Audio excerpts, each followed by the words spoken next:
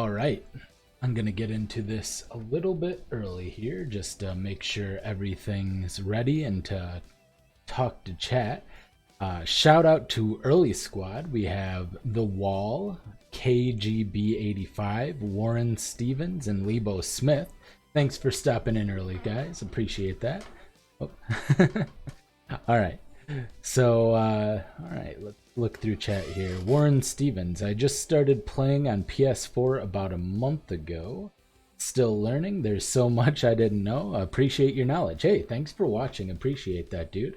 I'll try to share any knowledge I get this league and always going forward. So, thank you for watching. And PS4, I hear it's a little different over there in terms of the economy, but it could be a lot of fun to play on. I tried to play on the Xbox One, on my brother's Xbox One, a little while ago, and it was very interesting after playing a lot of years on the PC version. Very different, but yeah. All right, Lebo Smith says, just wanted to say thanks. Started playing POE because I stumbled across one of your videos. Awesome, dude. Oh, I have the wrong chat here on my overlay. Let me just fix that. Yeah, I'm using the Magic the Gathering layout because, well, it's just convenient and I'm not having to show the screen anyway. Let's see, there you go. All right. Okay, got the layout set up. I think everything else is okay. I'm streaming all right? Cool, cool. So in this stream, I'm gonna read through the patch notes. Ooh, actually, hang on, let me switch over to my face so I don't. I'm a little scraggly, just kind of woke up, but there. All right, I'll also be going over the new skill tree, which is on Path of Building now. So got some interesting stuff to go over there. And yeah, basically just gonna do a little bit of theory crafting, gonna chat about some of the changes and see what we can come up with. And today, later on, I'm going to try to finish it by tonight, if not by tomorrow. I'm going to do a top 5 Leaguestarter. So let's see how much that is influenced by this. Oop. All right, and it's just about time to get started. So final little stretch. Ooh, 'cause this is going to be a long one. Hey, crazy. If I may ask, why do you wear cyclist glasses all the time? So these are actually blue light filtering glasses. They help with eye strain. So they basically help the staring at a computer screen for 8 to 10 hours a day. Really helps me not get red eye all the time. If I forget to wear these, or if I don't wear these and I just sit down and play games all day, by the end of the day, my eyes are so bloodshot, it's insane. So I have to make sure that I wear these if I'm going to be gaming for a long time, or in this case, reading for a long time. Playing on PS4, been running the Winter Orb Elementalist, but I hear they have hit the Witch and Orb with the nerf bat. Yes.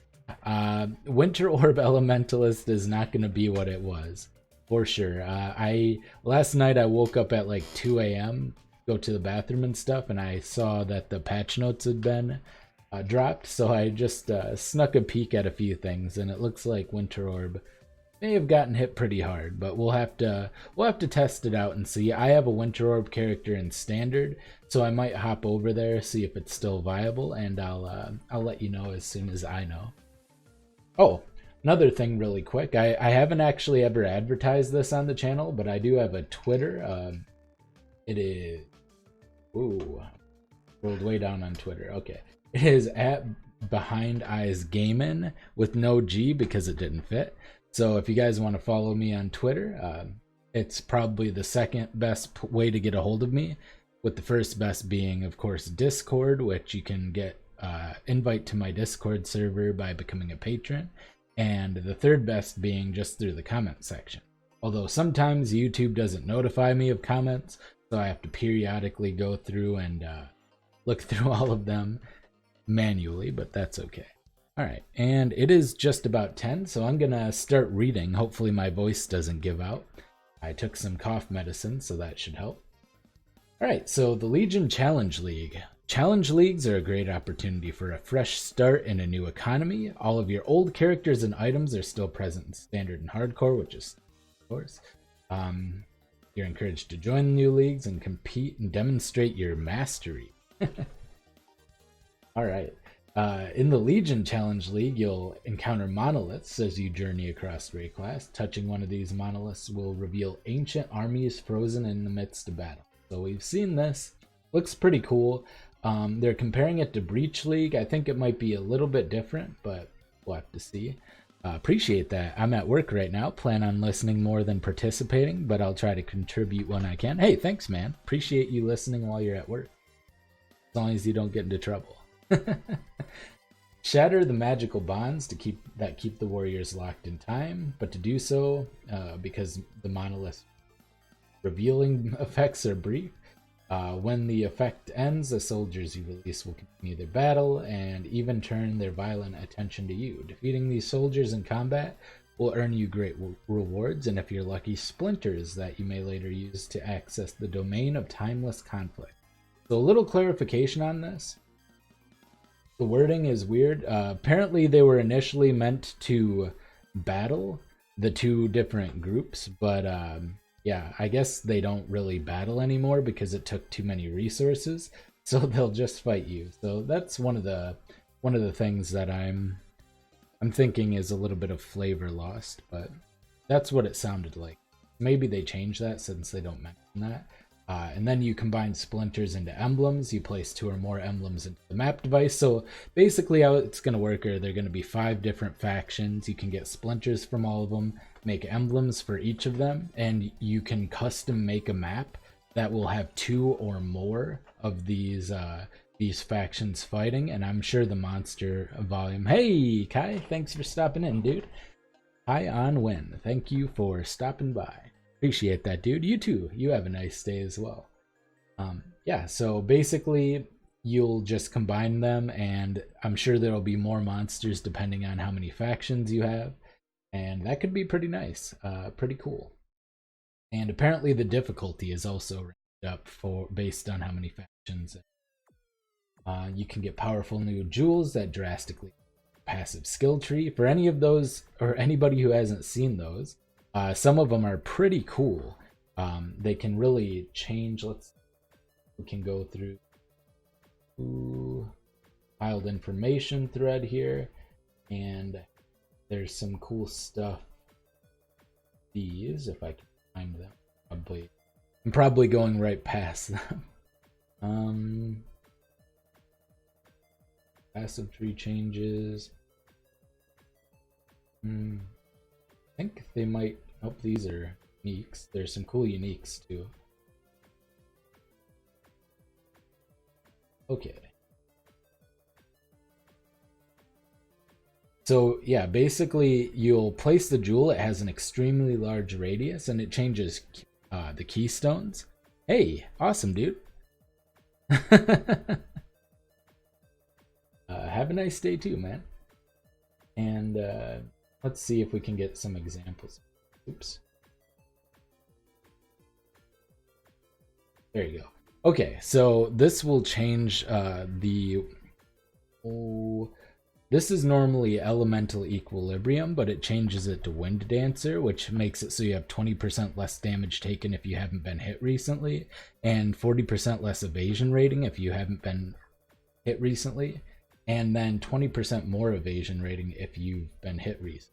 So basically it makes it so that as long as you're evading the first hit you do get hit with, you'll take less damage, but then you're less likely to evade after a certain point of not being hit. Like 4 seconds is usually how recently works, and then you'll be harder to hit. More evasion's really big because more is a multiplier. So hey Ryan, thanks a lot for your guides and tips for new players. Just started playing this year on Xbox, and you're my favorite POE channel. Keep up the great work. Greetings from Switzerland. Hey, thanks, Smooth Wizard. Appreciate that, dude. Oh, and Mr. Godma83, thank you for all your content. Thanks for watching, man. All right. So, yeah, that's basically the new jewels. They're going to be standard hardcore and solo self-found variations of the Legion League. That's pretty standard. 40 challenges, which will give you microtransactions. You'll get the Monolith Crown attachment, Monolith Aura, and monolith wings. I really want wings because I usually just get microtransactions mostly from challenges. So I really want the wings, but I almost never complete 36 challenges because I just end up making new characters. Pretty hard to grind out. I think they changed the mind over matter cluster passive cluster because they have a mana gem that would be OP if they retain the cluster. That's probably true, Pinoy. I actually have the skill tree pulled up here, so yeah, they just have mind over matter. There's not the crazy amount of mana behind it anymore, so we'll have to take a look at that and see. I'm sure the reasoning is definitely, well, mind over matter was used in a lot of builds this too, especially considering so many people started as a witch, either an occultist or an elementalist. Used for leveling, sometimes used life-based game.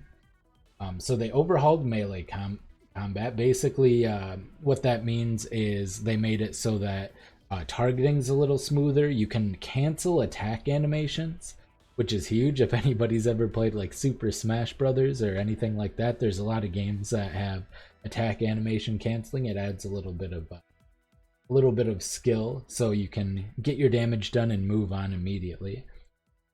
They changed early monster balance. We have some new skill gems. We have Steel Skin, which is a movement. Oh no, it instantly reduces incoming damage. And actually, I'm not going to go over these because they'll talk about all of these, the new gems down when we get to the actual skills. So I'm just going to skip over all of this for now. Gems, 12 unique items, one of which was designed by a supporter. The 14 new divination cards. Some of those look pretty cool. Like they finally have a divination card for sulfite scarabs, which I'm sure will be pretty sought after because of the popularity of Delve. 18 new sextant mods, so that should be fun, many of which only appear on high tier maps. Reworked 15 existing unique items, which will only drop from monsters in the Legion Challenge League. Now, I wonder if you divine these on standard, if they'll become the new version, like the old version of the, because that's usually how they have done the reworked. They have the legacy version, but then you can divine it to become the new version. So added 15 new keystones to the passive skill tree, visible only when you have one of the new unique jewels. Okay, so 15. So that should be interesting. I wonder if they're if you'll get some of the same keystones depending on where you place it on the tree.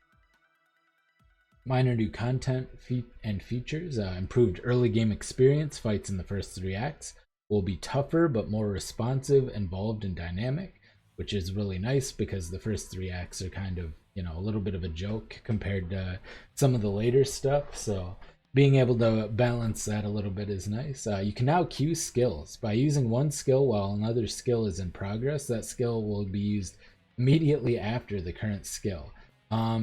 So like Frost Bolt and Ice Nova, maybe? I don't know. I'm sure there's a lot of different things you can do, like maybe queue a skill after a curse, for instance, to increase the responsiveness to it. That could be fun. Added new functionality to the map stash tab, which displays which tiers and maps have Elder and Shaper influence or an Atlas objective. That's awesome. That's amazing. Man, I hate having to constantly tab into the Atlas while I'm mapping and not being able to just grab maps and kind of go. And I know it's a minor inconvenience, but it wastes like 5-10 seconds almost every map sometimes. So that's huge. Rage is now displayed along the top left of the mana orb, so you can see exactly how much rage you have at any time. If you're using rage, that sounds cool. Error stuff, resolution, change the size of characters. Changes to size of characters will now occur smoothly rather than snapping between 2 sizes. Yeah, okay. Just improvements of sound, art, and environments. That's always true. So lots of quality of life, you know, server side, or not server, kind of experience focused changes. Art, the sound. Melee rebalance. We've made massive sweeping changes to melee combat. Many of these are specific to skills, but some are broad and affect all aspects of melee combat. You can hit multiple enemies every attack. Even Glacial Hammer can now hit multiple targets by default. Previously, an attack physically passes through. Forward, look at targets in melee range in front of your character and choose one. Now it chooses all of the attack physically passes. Note that this is not an area of effect, area damage, or melee. What melee skills are you going to play after the changes? Well, I'm going to have to look through all of these to be 100% sure, but the early ones that I've been looking at have been Tectonic Slam. I've been looking at Frost Blades, and of course Cyclone. Cyclone's the big one. A lot of people are going to want to play Cyclone. I'm probably going to avoid playing it immediately because I want to make a build guide for something that's going to be a little less common. But I want to play like a Tectonic Slam Chieftain, a Cyclone Slayer, something along those lines. I think that would be really cool. Alright, so animation canceling, I talked about this earlier, but basically it allows you to, after the damage is dealt, instead of the animation continuing, it'll still have that animation if you do nothing, but you can cancel out of it and kind of get rid of the last 30% or so of the attack animation, which could make a big difference in terms of your clear speed if you're highly skilled. Directional attacks. Many monsters now deal damage in a specific area in front of them when they attack, meaning you can avoid taking damage by sidestepping or moving away. Previously, monsters would deal damage to their target even if they moved to the side. The area for most of the attacks is a 120-degree cone in front of them. I wonder if they're going to have left-handed and right-handed monsters and have them attack, just to add that. Hey, Tien. Pretty sure that Cyclone will be hot because lots of buffs from GGG. Yeah, Cyclone looks insane right now, and I definitely want to make a build of it. But I do think that a lot of people are going to be making Cyclone builds, so maybe I'll wait. Maybe it'll be second or third character type thing. Cyclone cast while channeling Unearth, Volatile Dead, or Detonate Dead with Aokuna's Will. You can change to Monchgruels and raise Zombie with Detonate and Volatile. That sounds pretty fun. Yeah, those new gloves that make your zombies corpses. I'm interested to try that. You know, kind of sending them out to just explode onto your enemies. I tried something similar with skeletons, which used Volatile Dead, and I don't remember the name of the weapon, but it makes your skeletons take fire damage over time until they die, so gives a bunch of buffs. Targeting is going to be better. We've made enormous improvements into how skills target enemies and groups, which will result in more natural do what you want to experience. This is the culmination of many small user or experience improvements. Attack range signaling. Player attacks will now accurately signal their damage range via skill effects and trails. So they showed how this works. Basically, the monster swings out, or you swing out rather, and if you have an increased attack range, it'll kind of show your blade getting longer.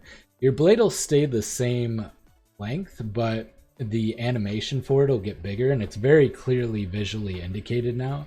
So I really like that change. Accuracy is no longer capped to a 95% chance to hit. With enough accuracy, an enemy will never be able to evade an attack, so you'll no longer have lone surviving monsters frustratingly taunting you. Hey, Draven Cypher, thank you for taking the time and going through the notes. Thanks for the super chat, dude. Let me go ahead and put you in the recents. Draven Cypher, $5. Appreciate that, dude. Oh yeah. Yo, holy hardy, thank ye for the booty. Oh, looks like I still have the old sound playing. I actually made a new sound for super chats, but it didn't update apparently. So, well, thank ye for the booty, me hardy. Appreciate that, my dude. Okay, so I tried theory crafting some accuracy and path of building. You still need a pretty large investment. I'll be interested to see how much you need as far as flat accuracy, but dex scaling characters should have zero problem hitting accuracy caps. So if you're going to play like a raider or something, maybe an assassin or a trickster melee, you probably won't have any issue hitting 100% accuracy, which is great for crit as well. Bow characters as well. But in terms of like marauders, you're still going to need to scale some accuracy on gear to come even close to going over 95% anyway. So just based on the early kind of testing I've done in Path of Build. Blocking enemies. Enemies with shields can block attacks, but they will only prevent a large portion of incoming damage rather than all of it. When an enemy blocks an attack, an effect will play.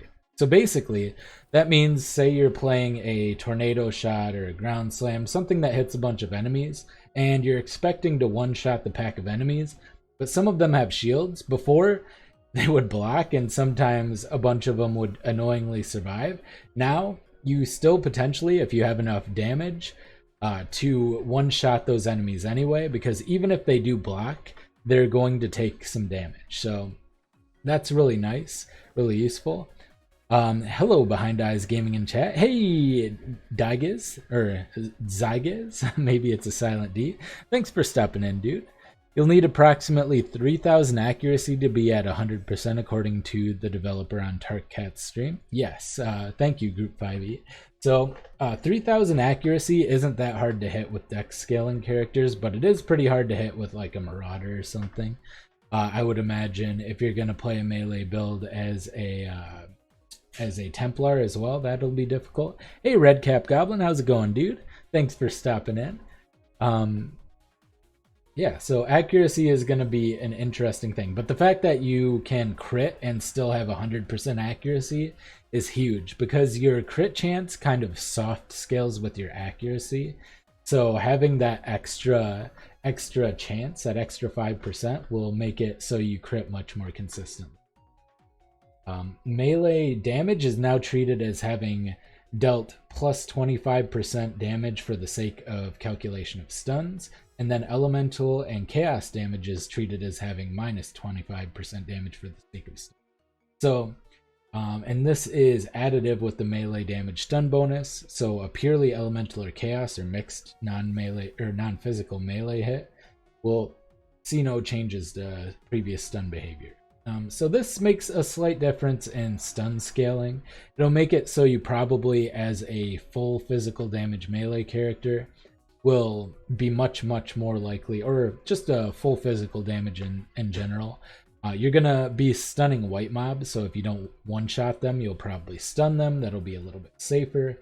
And thematically, it makes elemental and chaos less likely. Elemental already has a lot of ways to kind of soft stun, like if you're playing cold scaling, you're already going to get chills and freezes. So, and chaos is a little bit shafted by this, but it's really easy to scale a lot of chaos damage with added damage as chaos type weapons and whatnot. So that makes sense. You can get really high chaos damage numbers with some of the stuff that's out there. So let's see. In light of changes to melee combat, the formula which turns accuracy rating into chance to hit has been changed. In general, it'll be easier to hit and be hit. Effects that split incoming damage from specific damage types across life and mana, such as Mind of the Council, or also do this for damage over time effects for specific types. Previously, such effects could only split damage from hits, so that's pretty nice. Now you can use your mana mitigation to help mitigate damage over time effects, which is pretty convenient. Before, you could still do it with bleeds because it triggered off a hit, I believe. So like having mind over matter would still mitigate some of that damage. But now you can do it for... Wait, I wonder if that affects righteous fire, though. That's interesting. So if you have mana mitigation, I'll have to test that. I have a righteous fire character. I can just temporarily spec into mind over matter for it and see if that works. That could be fun. It would be hard to get enough mana regen to really sustain that, but... Alright, and projectiles are now treated as having smaller collision sizes with regards to terrain than monsters. This should alleviate the frustration of casting freeze pulse through a doorway and watching your projectiles vanish before hitting anything.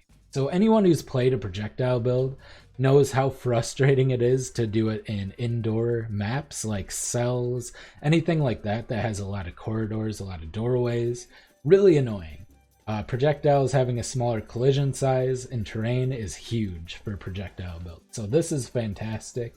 I'm really glad we have this.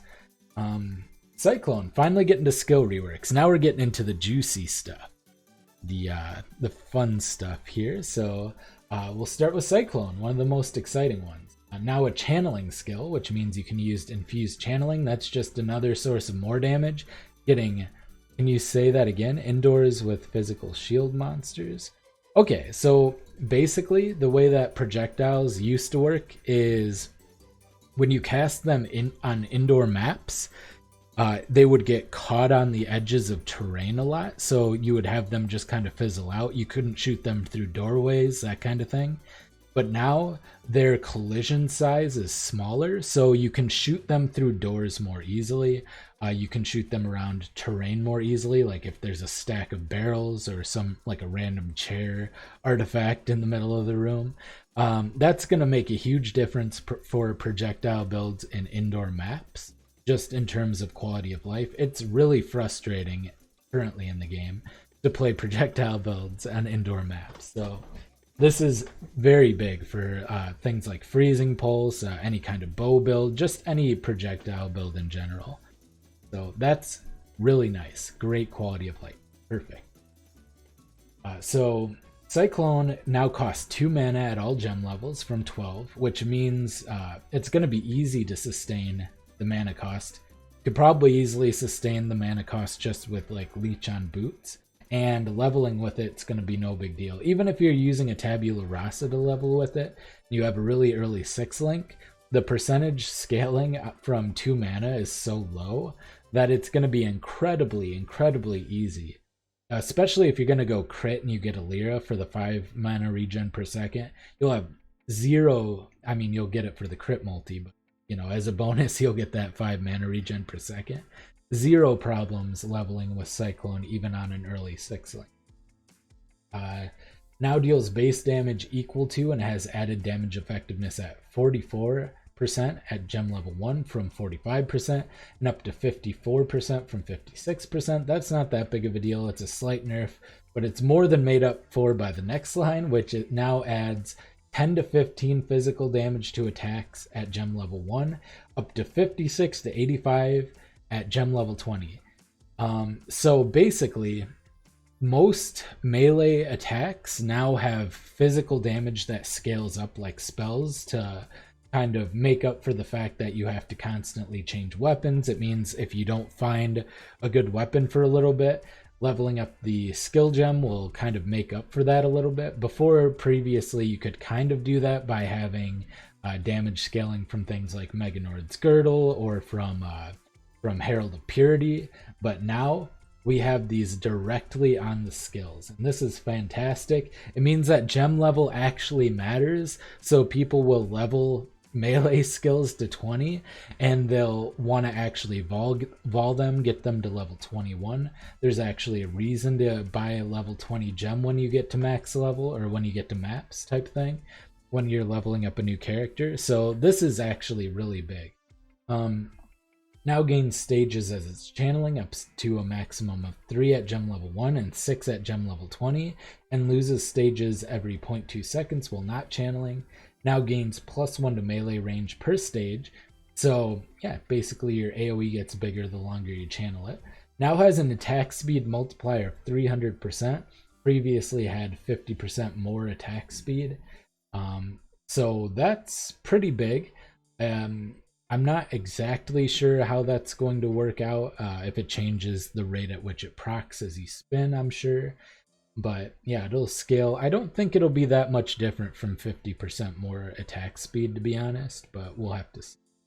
Modifiers to melee attack range now also apply to this skill's area radius. I actually thought it already did, so this is a bit of a surprise to me. I had no idea that melee attack range did not previously apply to Cyclone, so that's interesting. So yeah, Cyclone's probably going to be the new hotness. Gets a lot of quality of life, a decent amount of damage, gains the channeling, the tag, the skill tag. So infused channeling, that's just another source of more damage. This gets a lot of more damage now, and very cheap mana wise. So easily sustainable. If you decide to go blood magic, you can easily do that as well. Lacerate, as previously, slashes the air twice, dealing damage in 2 overlapping areas of effect, with the possibility that enemies in the overlapping areas will be hit by both, so gives a mini shotgunning effect if you aim it right. Now has different behavior depending on whether you're in sand stance or blood stance. If you're in blood stance, you're in blood stance by default, while in blood stance, you now have a 25% chance to cause bleeding, causes you to deal 50% more damage with bleeding at gem level 1, up to 88% more damage at gem level 20. So it looks like this will probably be the way to go if you want to go with bleed, because that's a lot of more damage. There isn't a lot of ways to scale bleed damage currently, but with 88% more bleed damage, it might actually make bleeding viable. While in sand stance now increases the width of the area, slashed area of effect by 50%. That's pretty big because it naturally has a pretty wide arc. Now deals base damage equal to and has an added damage effectiveness of 100% from 60% at gem level 1 and 123% from 74% at gem level 2. This is really big, especially if you're aiming these properly, because if you get the overlap, that's a lot of damage scaling. Also gets the flat damage scaling, and this is actually a lot of flat damage scaling. 5 to 8 at gem level 1 and 75 to 113 at gem level 20. That's pretty crazy. It does have an attack speed multiplier of 60% though. That's pretty slow in my mind.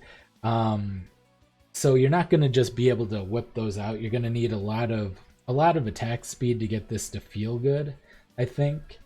Which so that's a problem. They've kind of changed it from this swing around, clear the whole screen very quickly type thing to more of a measured and aimed super high damage AoE skill. So Lacerate seems like it'll play entirely different now. It'll probably feel a little bad until you get to super endgame levels of attack speed though. Super duper. Hey derp dopity derp. Thanks for stopping in, man. Immortal Call no longer makes you immune to physical damage for a duration. Base duration is now 1 second at all gem levels from 0.4 seconds. Now has an instant cast time instead of 0.85 seconds.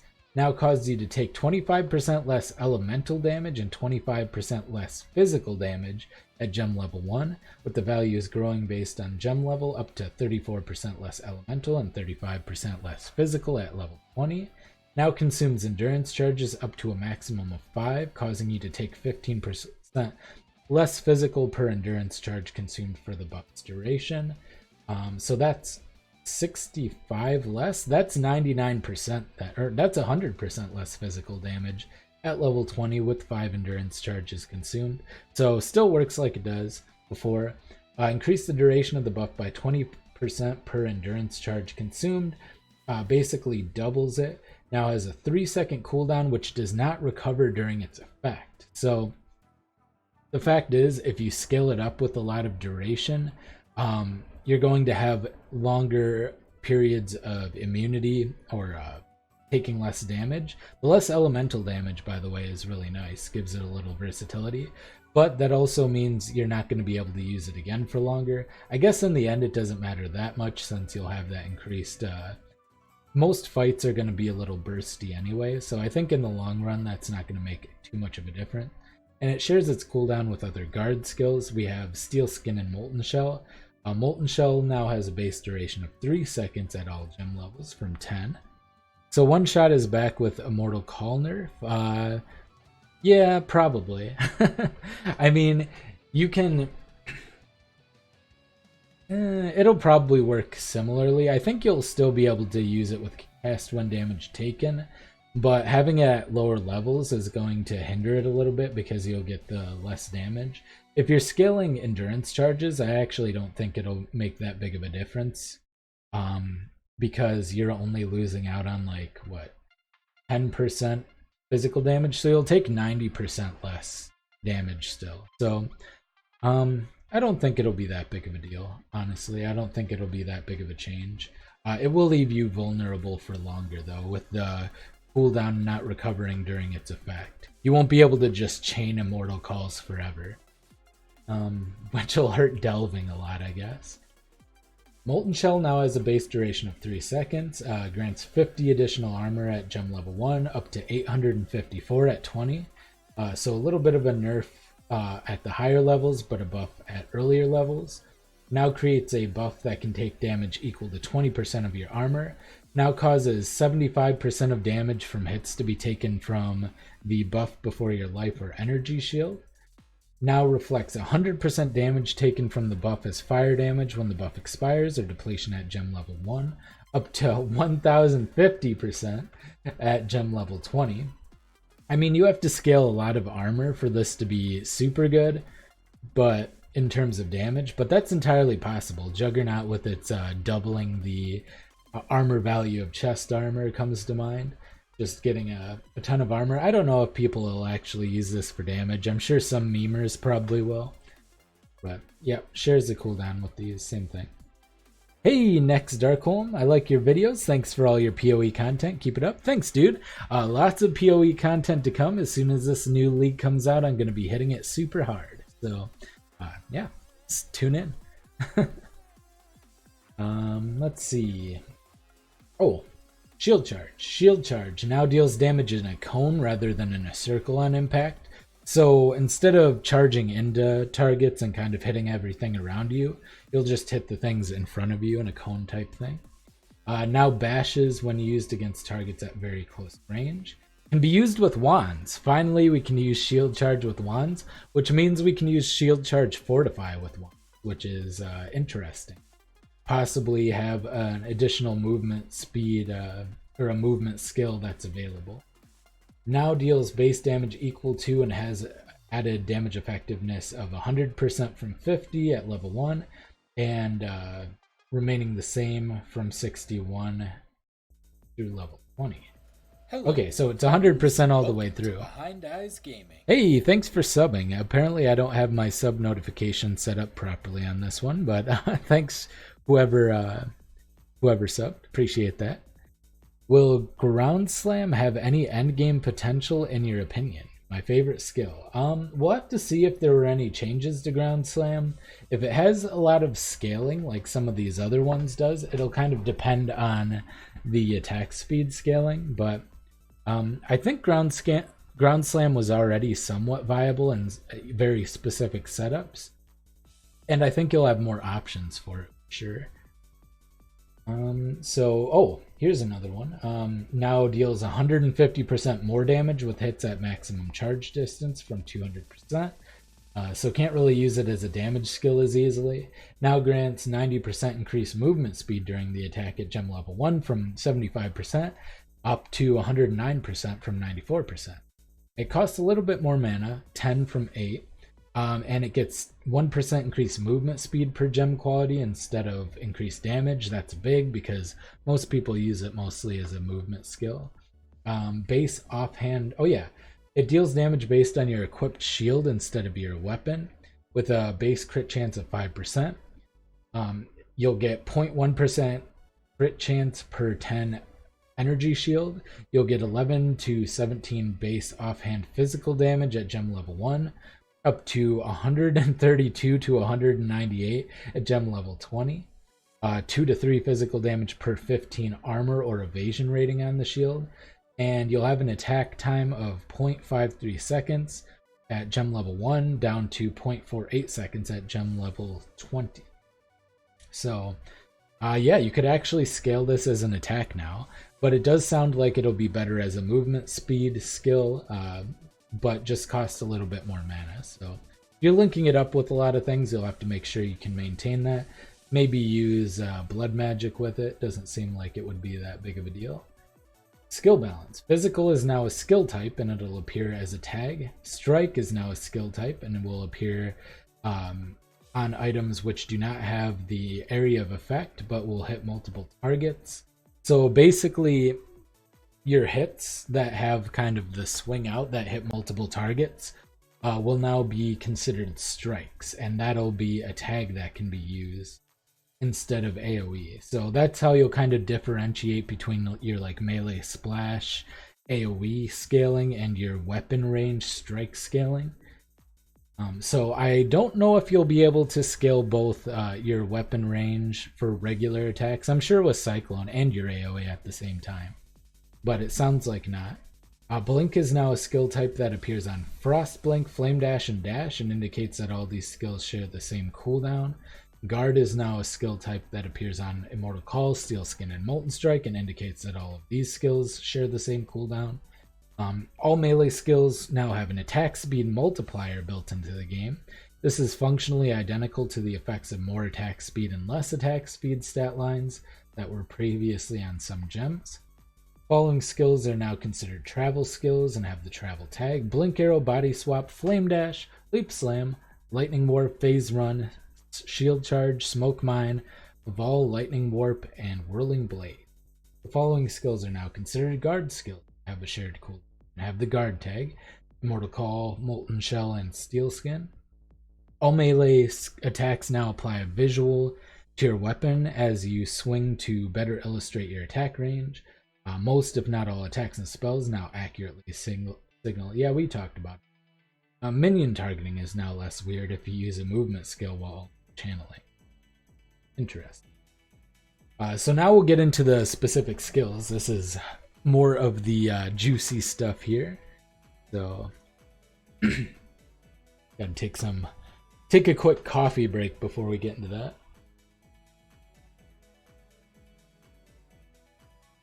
Lots and lots of reading. Alright. So, Ancestral Protector now deals base damage equal to 90% at gem level 1 and 144% at gem level 20. So, a little bit of a damage boost could be significant. Ancestral War Chief now has 110% at level 1 from 100% and 133% at level 20. And has an attack speed multiplier of 90% rather than 10% less attack speed. I think those are functionally the same, so that's not a big deal. But yeah, more damage on Ancestral War Chief is always nice. Get the Facebreaker War Chief build going. Big nerf to Bane here. Bane was... Man, I played Bane and my girlfriend played Bane and it was super easy, really quick to scale. It has a rather significant damage nerf. It's at 45.7 at level 1 from... friends. Welcome Hey, thanks for the sub, whoever subbed. Appreciate that. I'll have to set up my stream notifications properly next time so I can actually see who subbed, but appreciate it. So yeah, that's down from 66.8%. So that's like a 30% nerf to the base damage. That's pretty huge. And then it's 895.6 from 1060.6. It's a little bit less of a nerf. It's only like an 11% nerf at level 20. So it's going to be a bit more difficult to level with it, considering such a substantial damage nerf. But once it gets to high end, it's not going to feel all that different once you have it at max gem level. And maybe it closes the gap even more if you get it above level 20. I'm not really sure. We'll have to see the numbers there. So potentially scaling it with plus gem levels might put it in kind of in line to where it was before. Blade Flurry, an old melee favorite of mine, now deals base damage equal to 32 from 45% at level 1 up to 45% at level 50, or from 56 at level 20. But it gets that crazy damage scaling, 14 to 20 at level 1, 75 to 113 at level 20.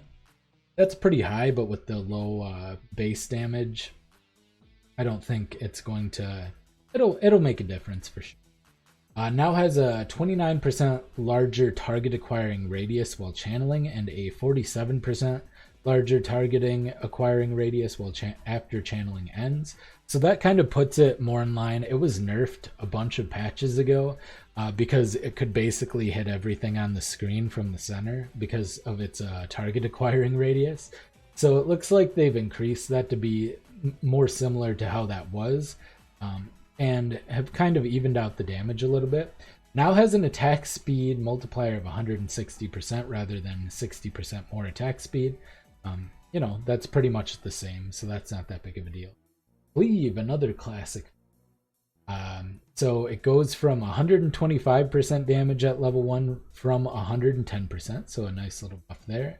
Up to 170% from 163%, so it ekes out a little bit of endgame power as well.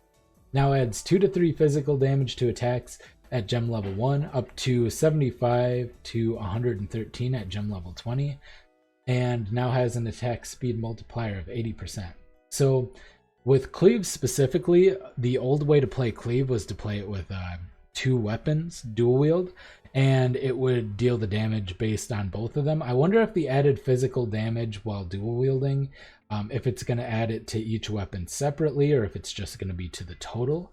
That'll make a huge difference. It looks good though. 80%, it is going to be a lot slower, harder to scale, but you do get more damage or more attack speed for dual wielding, so it'll kind of mitigate that a little bit. And 20% less isn't that big of a deal, I don't think. Should be easy to scale it up to the point where it feels nice still, I think. Charge Dash now has 95% at level 1 from 75%. And 110% from 92%, and has an attack speed multiplier of 160, so a slight damage buff there.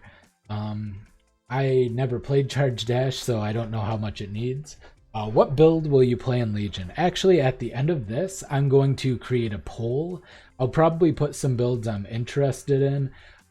Some early ones that I'm thinking of are Tectonic Slam Chieftain, and I'm also interested in playing Frostblades.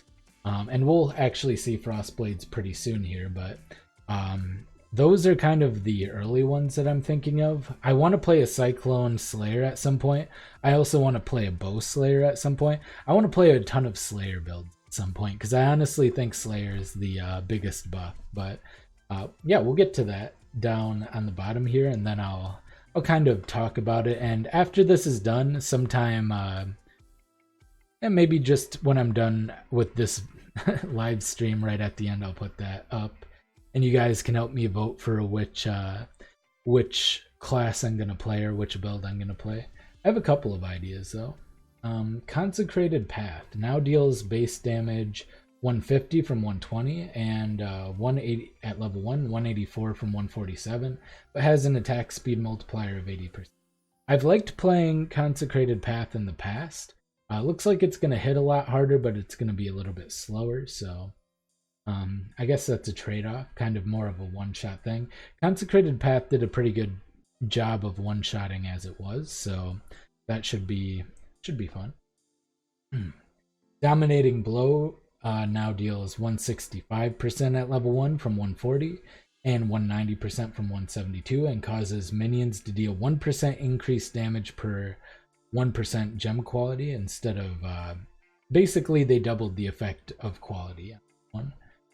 Double Strike now has a damage effectiveness of 91% at level 1 from 70 and 112% from 94, and it now has a 25% chance to cause bleeding with an attack speed multiplier of 80%. So synergizes really well with the chance to bleed skill, which already was used with Double Strike because you got the additional physical damage.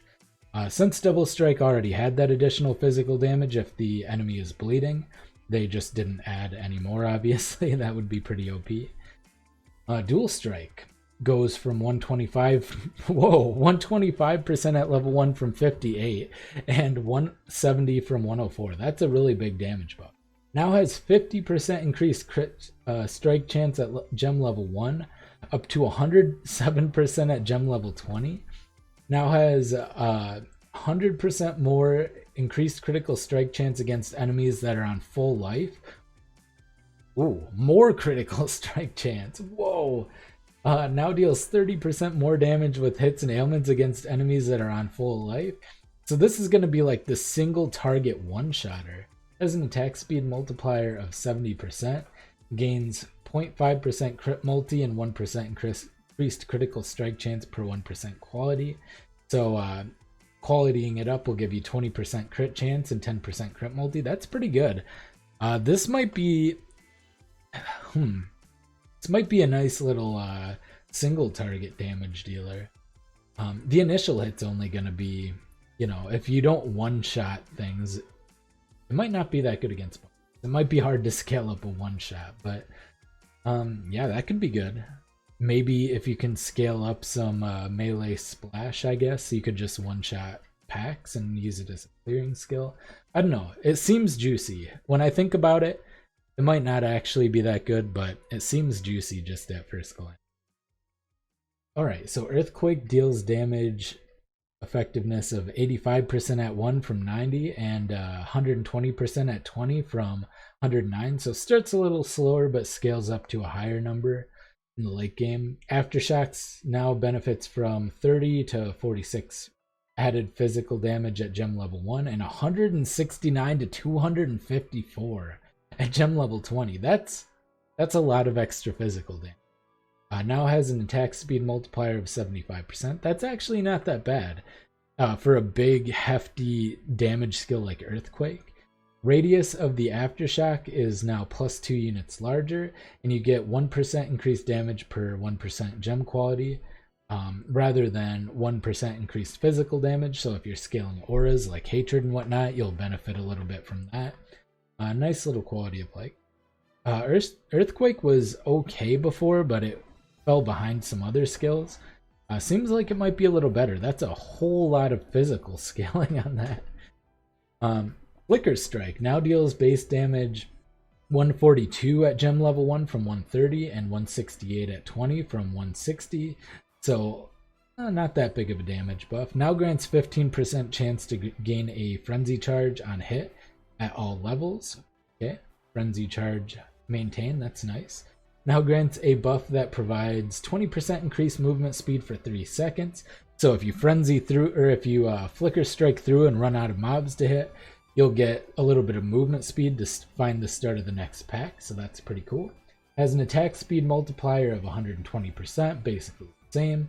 And now grants 0.25% chance to gain a frenzy charge on hit per 1% gem quality.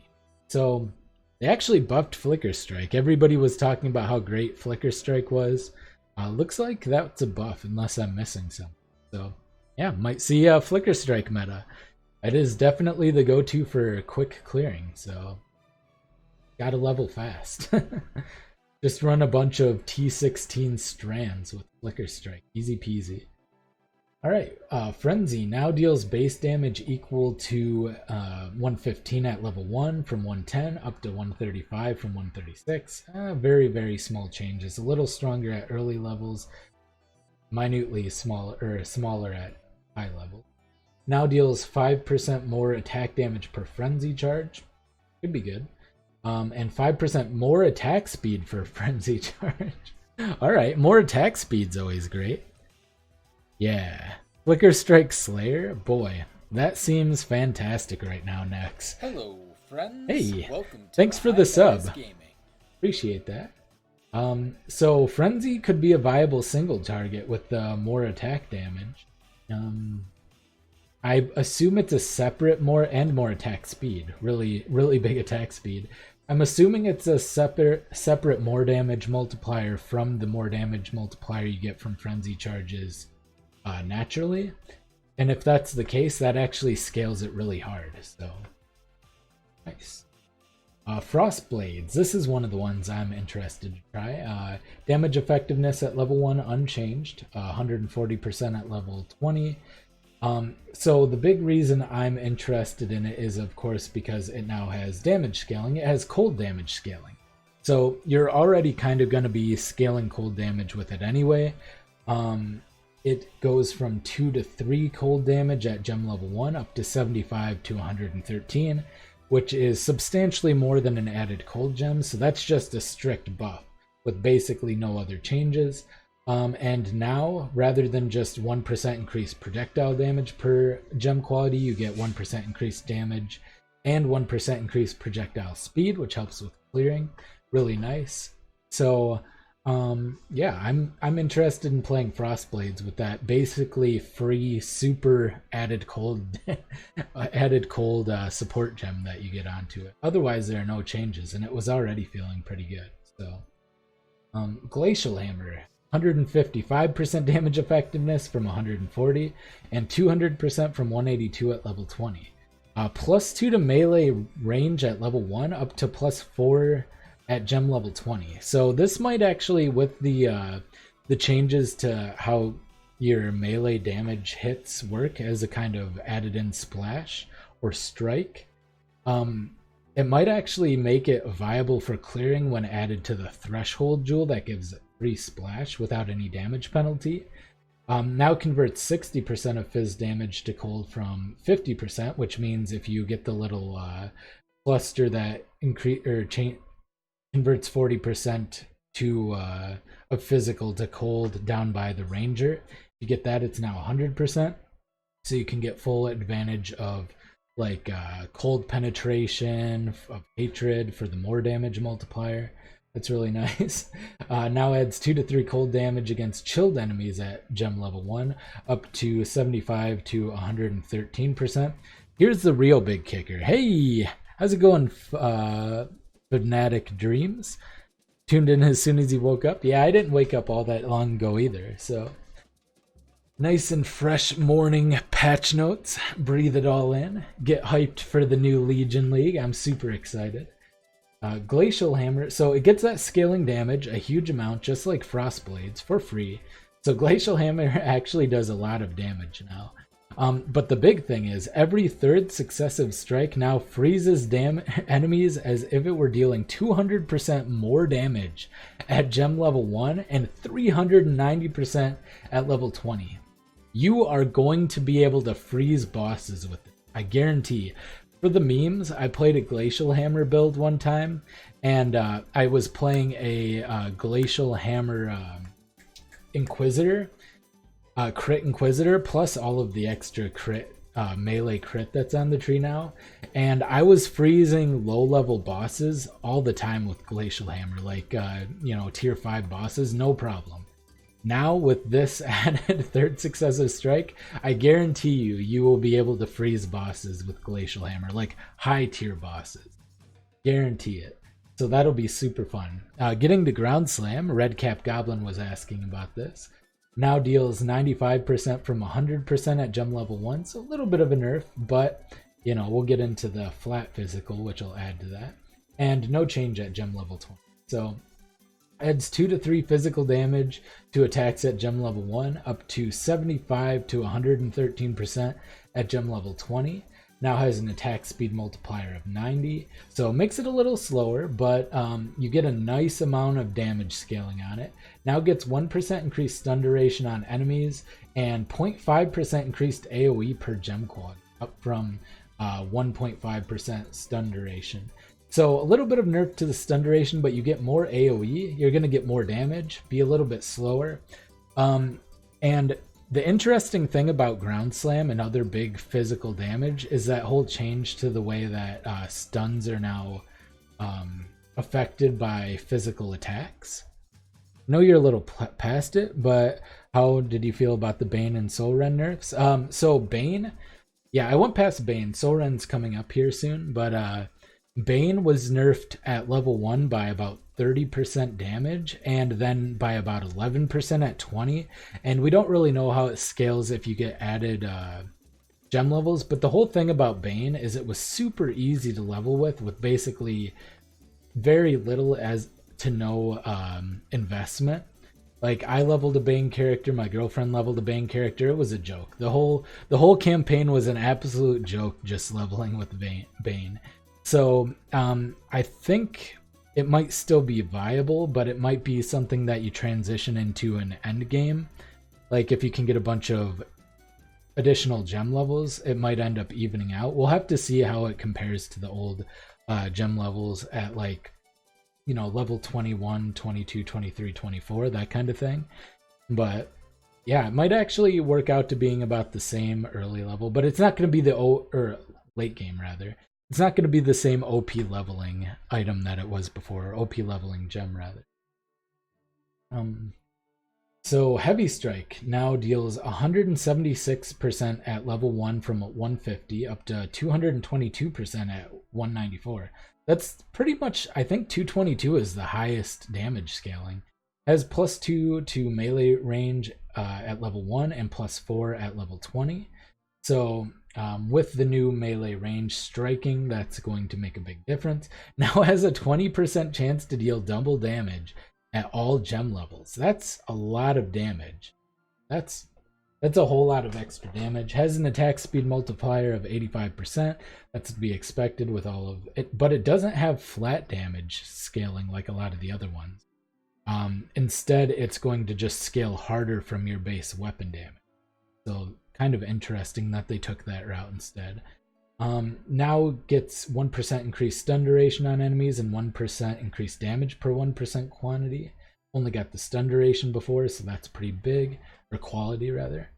Herald of Agony now causes Agony Crawler to deal 6% increased physical damage per virulence at level 1 up to 12%, which was from 10%. Up to 12% from 19% at level 20. Herald of Agony was too strong. I played a ton of Herald of Agony. It was my highest level character this last league. Herald of Agony was too strong. It was a joke to get to the end game and farm like the Shaper Guardians and Shaper. It was way too easy. Granted, I did have a large amount of investment, but Herald of Agony was just way, way, way too strong. So the fact that they nerfed it, I don't know exactly how much of a nerf that's going to work out to be. It'll probably still be viable, though. It does seem percentage-wise pretty substantial. Doesn't look like they changed the flat damage scaling on it, or maybe that is the flat damage. They're just using it as a percentage. But yeah, it was crazy strong. It needed a nerf for sure. Ice Crash now deals base damage 190 from 170 and at level 1 and 240 from 208, so big nerf there. Base area of effect is now 20% larger, so that'll make a large difference to area scaling. Now adds 30 to 46 cold damage to attacks at gem level 1, up to 169 to 256 at gem level 20. So if you're going for full elemental conversion and then scaling cold damage with like hatred and that kind of thing, that's going to be huge. So this one actually got its attack speed nerfed even further. It previously had 20% less attack speed, now has an attack speed multiplier of 70%. So it actually is going to be even slower. Gains 1% increased damage per quality rather than 1% increased cold damage per quality. So if you want to scale additional cold damage with like added, or additional elemental damage with like added fire or something along those lines, you'll actually still benefit from it, which is nice. It'll also affect the physical damage if you decide not to go full conversion. Did 3.7 already go live? Nope, Draven. It goes, or Dreven. It goes live on the 7th, so 2 days from now. Probably, it's usually around like 4 p.m. Central Standard Time, I think. 2 p.m. or 4 p.m., I always forget. But yeah, it should be in 2 more days now. So we're looking at maybe like 50, 60 hours, somewhere in that line, before we get the new league. So I'm super excited. But yeah, patch notes now. We just got all of this to kind of whet our appetite for the new thing. You guys will have to excuse me. I need a little nicotine. I'm going to vape a little bit here.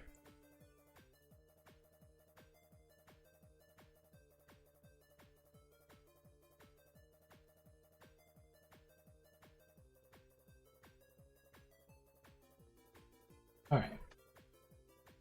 So next we have Infernal Blow, which has a damage effectiveness of 104 from 100%. Not big deal. 133 from 123. Now has 5 to 8% fire damage at level 1, to 75 to 113%. Infernal Blow is one of the skills you can use unarmed with face breakers. And because it has flat damage added to it now, that can actually scale up quite a bit. You'll get more melee. Does that only work for physical? Tried to find it before I asked, but Google wasn't being very helpful. Yeah, I think you can find it on the Reddit post. I'll go ahead and here, let me just link this Reddit post for you. All the information you should need should be that in that Reddit post. So hopefully there's lots of interesting stuff, and we may pop into there as we go through the patch notes just to give you kind of a visual representation on some of this stuff. All right. So yeah, face breakers. Actually, I don't remember. Let me look it up. Face breaker. Do not remember. More physical damage. So never mind. That's not going to affect it at all. So Lancing Steel. Oop. There's also a timer. Oh yeah. Sorry. Let me show that. There you go. I have links hidden from anyone who isn't a mod, so I'll go ahead and let that go. Lancing Steel. I don't even remember what Lancing Steel is, if I'm going to be 100% honest with you guys, but I'm going to read it out anyway. Can no longer hit close range enemies multiple times with a single attack. Now deals 130% damage at skill level or at gem level 1 from 65. That's pretty substantial. Up to 175 from 80%. Now adds 20 to 30 physical damage at gem level 1 up to 113 to 169. So that's a whole lot as well. Now has 30% chance for the non-primary projectile to impale enemies on hit. Has an attack speed multiplier of 80%. That is nerf, but the big damage multiplier kind of makes up for that. 0.5% chance to impale per 1% gem quality, so up to 10% total. Previously gained 1% chance to impale enemies per 1%. So they nerfed that a little bit. I assume it's because there is some impale synergy on the tree now, which there wasn't before. So we have that going. Leap Slam goes from 100% unchanged at level 1 to 120% from 123. Always knocks back enemies on hit. This can be good or bad. Sometimes you kind of want them clumped up around you, so it'll kind of depend on the knockback radius, I guess, but it will make using Leap Slam for travel purposes only more safe. Now always causes your damaging hits to stun enemies that are on full life. Actually, that makes it a lot safer. So you leap into a pack, they're all stunned. That's a pretty big deal, because they're probably going to be at full life if you're jumping into a new pack. Now has 20% increased stun duration against enemies on full life at level 1, up to 39% at level 20. Now costs 10 mana at all levels from 15. That's a huge buff, because sometimes you would have to put Leap Slam on Blood Magic on very low mana scaling characters, especially if they used auras, because it was so difficult to maintain the mana regen. 1% stun duration per 1 quantity from 1% knockback chance per 2% quality. Yeah, that's nothing but a buff there as well. So it looks like Leap Slam is mostly a buff. Depending on the knockback radius, might be a little bit annoying, but we'll have to see. Lightning Strike, damage effectiveness of 135 at level 1 from 130, up to 180 from 176. Very minor change there. Now adds 1 to 13 lightning damage at level 1 to 9 to 179 at level 20. Lightning damage scales a lot harder generally, so this actually doesn't seem that impressive to me, but since it does have such a high damage effectiveness, it'll probably still be really substantial. Now gains 1% increased projectile speed and 1% increased damage per gem quality, rather than just 1% increased lightning damage, so that's pretty nice. So it looks like overall Lightning Strike just got flat out buffed. Flat out buffed, no drawbacks, no decrease in attack speed, so that's really nice. Oh, gotta get your F's ready, boy. We're about to read Molten Strike. I'm gonna take a quick coffee break before we get to here. Man, I loved Molten Strike so much. I already read this last night because I was so curious. I read a lot of the nerfs, and I ended up getting to Molten Strike. All right, you ready for this? So damage effectiveness 120% unchanged level 1 up to 130% from 160%. Here's a buff. Now adds 2 to 3 fire damage to attacks at level 1 to 75 to 113 at level 20. Now requires that you hit an enemy in order to produce projectiles and splits the number of projectiles it produces evenly among all targets if it can. That's the line. That's the line that kills Molten Strike. So what this means, two things. Number one, you can no longer use Ancestral Call to maintain a slight distance to hit a boss twice with your Molten Strike. Number two, if you use something like Ancestral Call and hit multiple things, each hit is no longer going to produce its own projectiles. So if you have, say, 10 projectiles, if you're scaling up projectiles, and you hit 3 things, instead of producing 30 projectiles, it will produce 10. That is a big, big, big nerf. Ooh. Also, man, they're hitting it on every level. Projectiles, now the fire damage scaling is going to help it a little bit. It's not going to be completely unviable. You're still going to be able to scale a lot of balls for those singular attacks. So that's something. But projectiles now deal 50% less damage from 40%. That's at all levels. And it used to scale up to 30% less at level 20. And they're making it so it's harder to scale burning. Damage over time from projectiles now deals 50% less damage at all levels from 40% to 30% previously. It does have 2 to melee range and up to +6 to melee range at gem level 20. But yeah, Molten Strike as we know it, as that juggernaut of making 1,000,000 balls all with life gain on hit, that's dead. They've brought Molten Strike down to a kind of mediocre at best skill with that change. So I hope you guys enjoyed your Molten Strike meta for the last, year or however long it's been. There have been a lot of great Molten Strike builds. It's been one of the best delvers. I've really enjoyed Molten Strike, but as we know it, it is now nerfed into the ground. So rest in peace, Molten Strike. Big F. Alright. Moving on. Got Puncture. 135% damage effectiveness level 1 from 100%. 165% at level 20 from 125%. Now deals 3 to 4 physical damage to attacks at level 1, up to 75 to 113 at gem level 20. Now has 30% more damage with bleeding at gem level 1, up to 49% more damage at level 20. So if you're actually scaling bleeding, this might be nice. I think Lacerate will probably be better. And it has an attack speed multiplier of 70%. That's a big nerf in attack speed. So you're not going to be able to just like stack those bleeds on. Now causes bleeding inflicted by the skill to deal damage 0.5% faster per 1% gem quality. That's actually pretty good. So quality is pretty nice on Puncture at the moment. But I do think it's a worse bleed enabler than Lacerate based on what I've seen so far.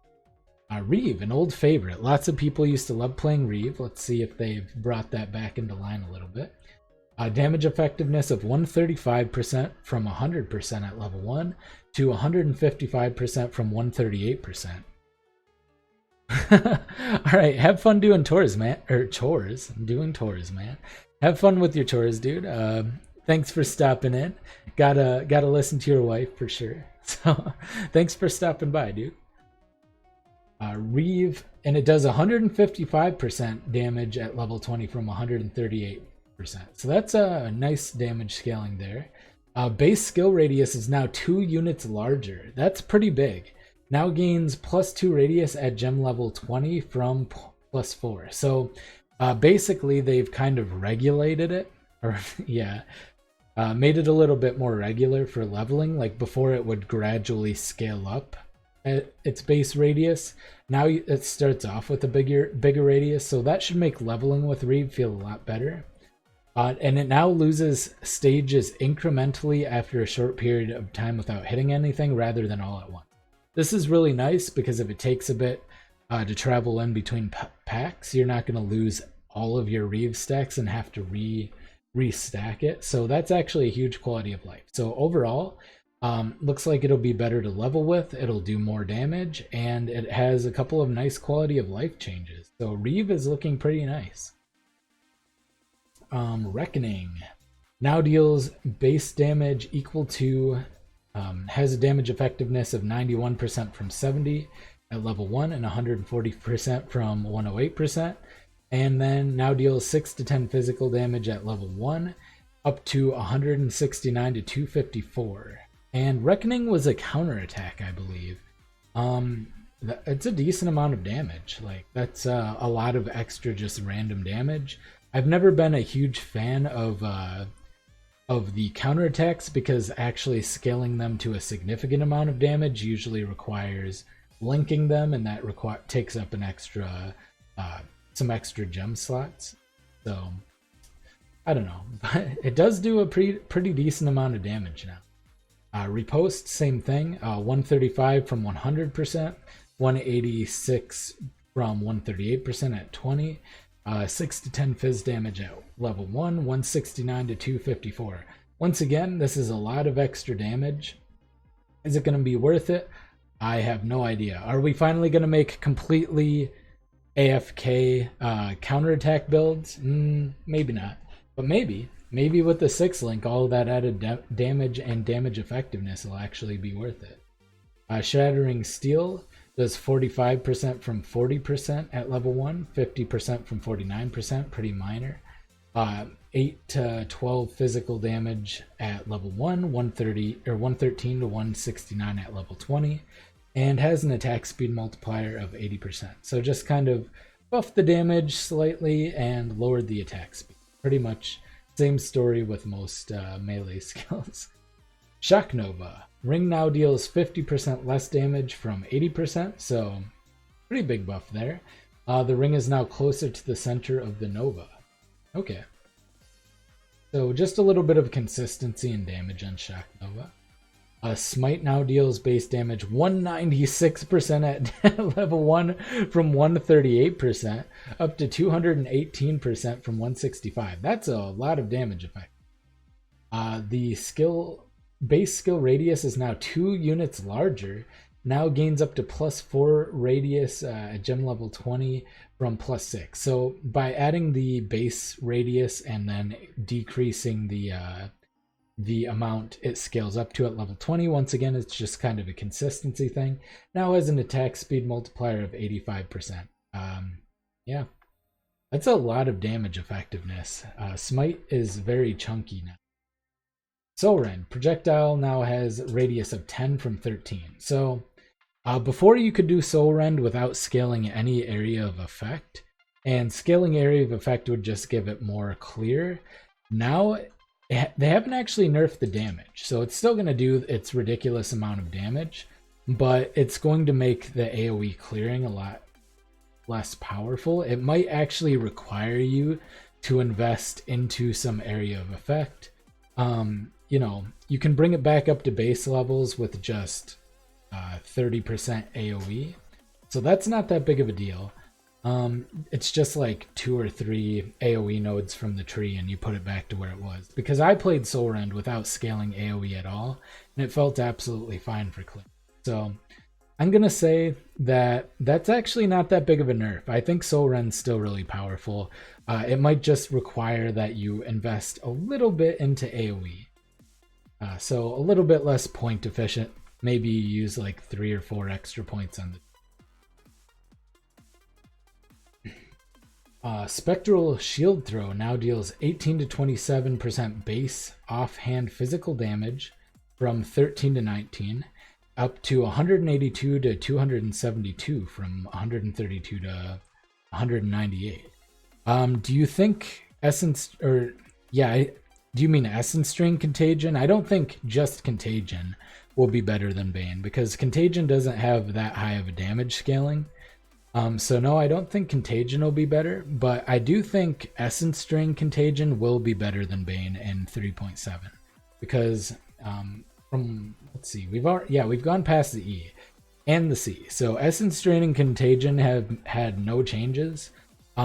It's been argued that Essence Drain Contagion will be the best build in this league, just because the massive amount of Legion things that come up when you click the obelisk, the Legion units. It's been confirmed that Contagion will spread to those units that are stuck in stone, so you can potentially hit like 300 enemies all at once with one Essence Drain Contagion and break out every single one of the mobs from the Legion obelisks. So yeah, I think potentially Essence Drain Contagion might actually be the #1 build for this. Now, you'll have to be a little bit more creative with the builds, because they've nerfed Occultist, which was one of the go-tos for that. They've nerfed Trickster, which could also be a go-to for it. So, I mean, you could still play it. I don't think the Trickster nerfs are that big of the Occultist nerfs are a little bit of it. Just general energy shield nerfs overall too, and we'll get into that as well once we pull up Path of Building here.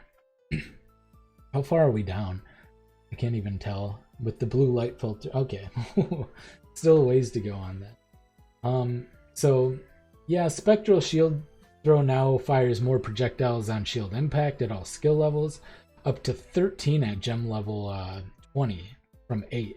So Spectral Shield Throw felt kind of weak, but it's got a nice buff of damage.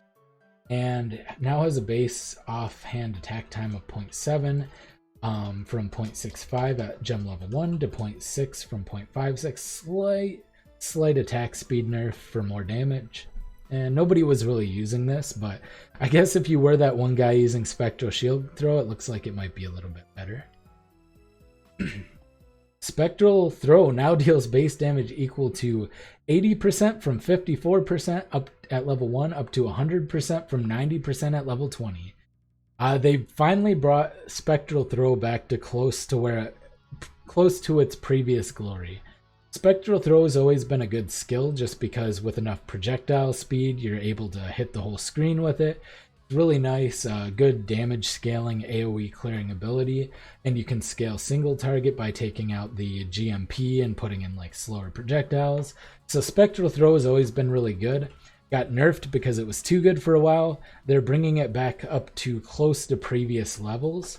And yeah, that means Spectral Throw's on the table again for a really nice OP endgame build. So if you're excited for a clear build and you don't really want to play Tornado Shot, you want to play some sort of like melee, maybe crit dagger build, Spectral Throw looks like it might be the way to go.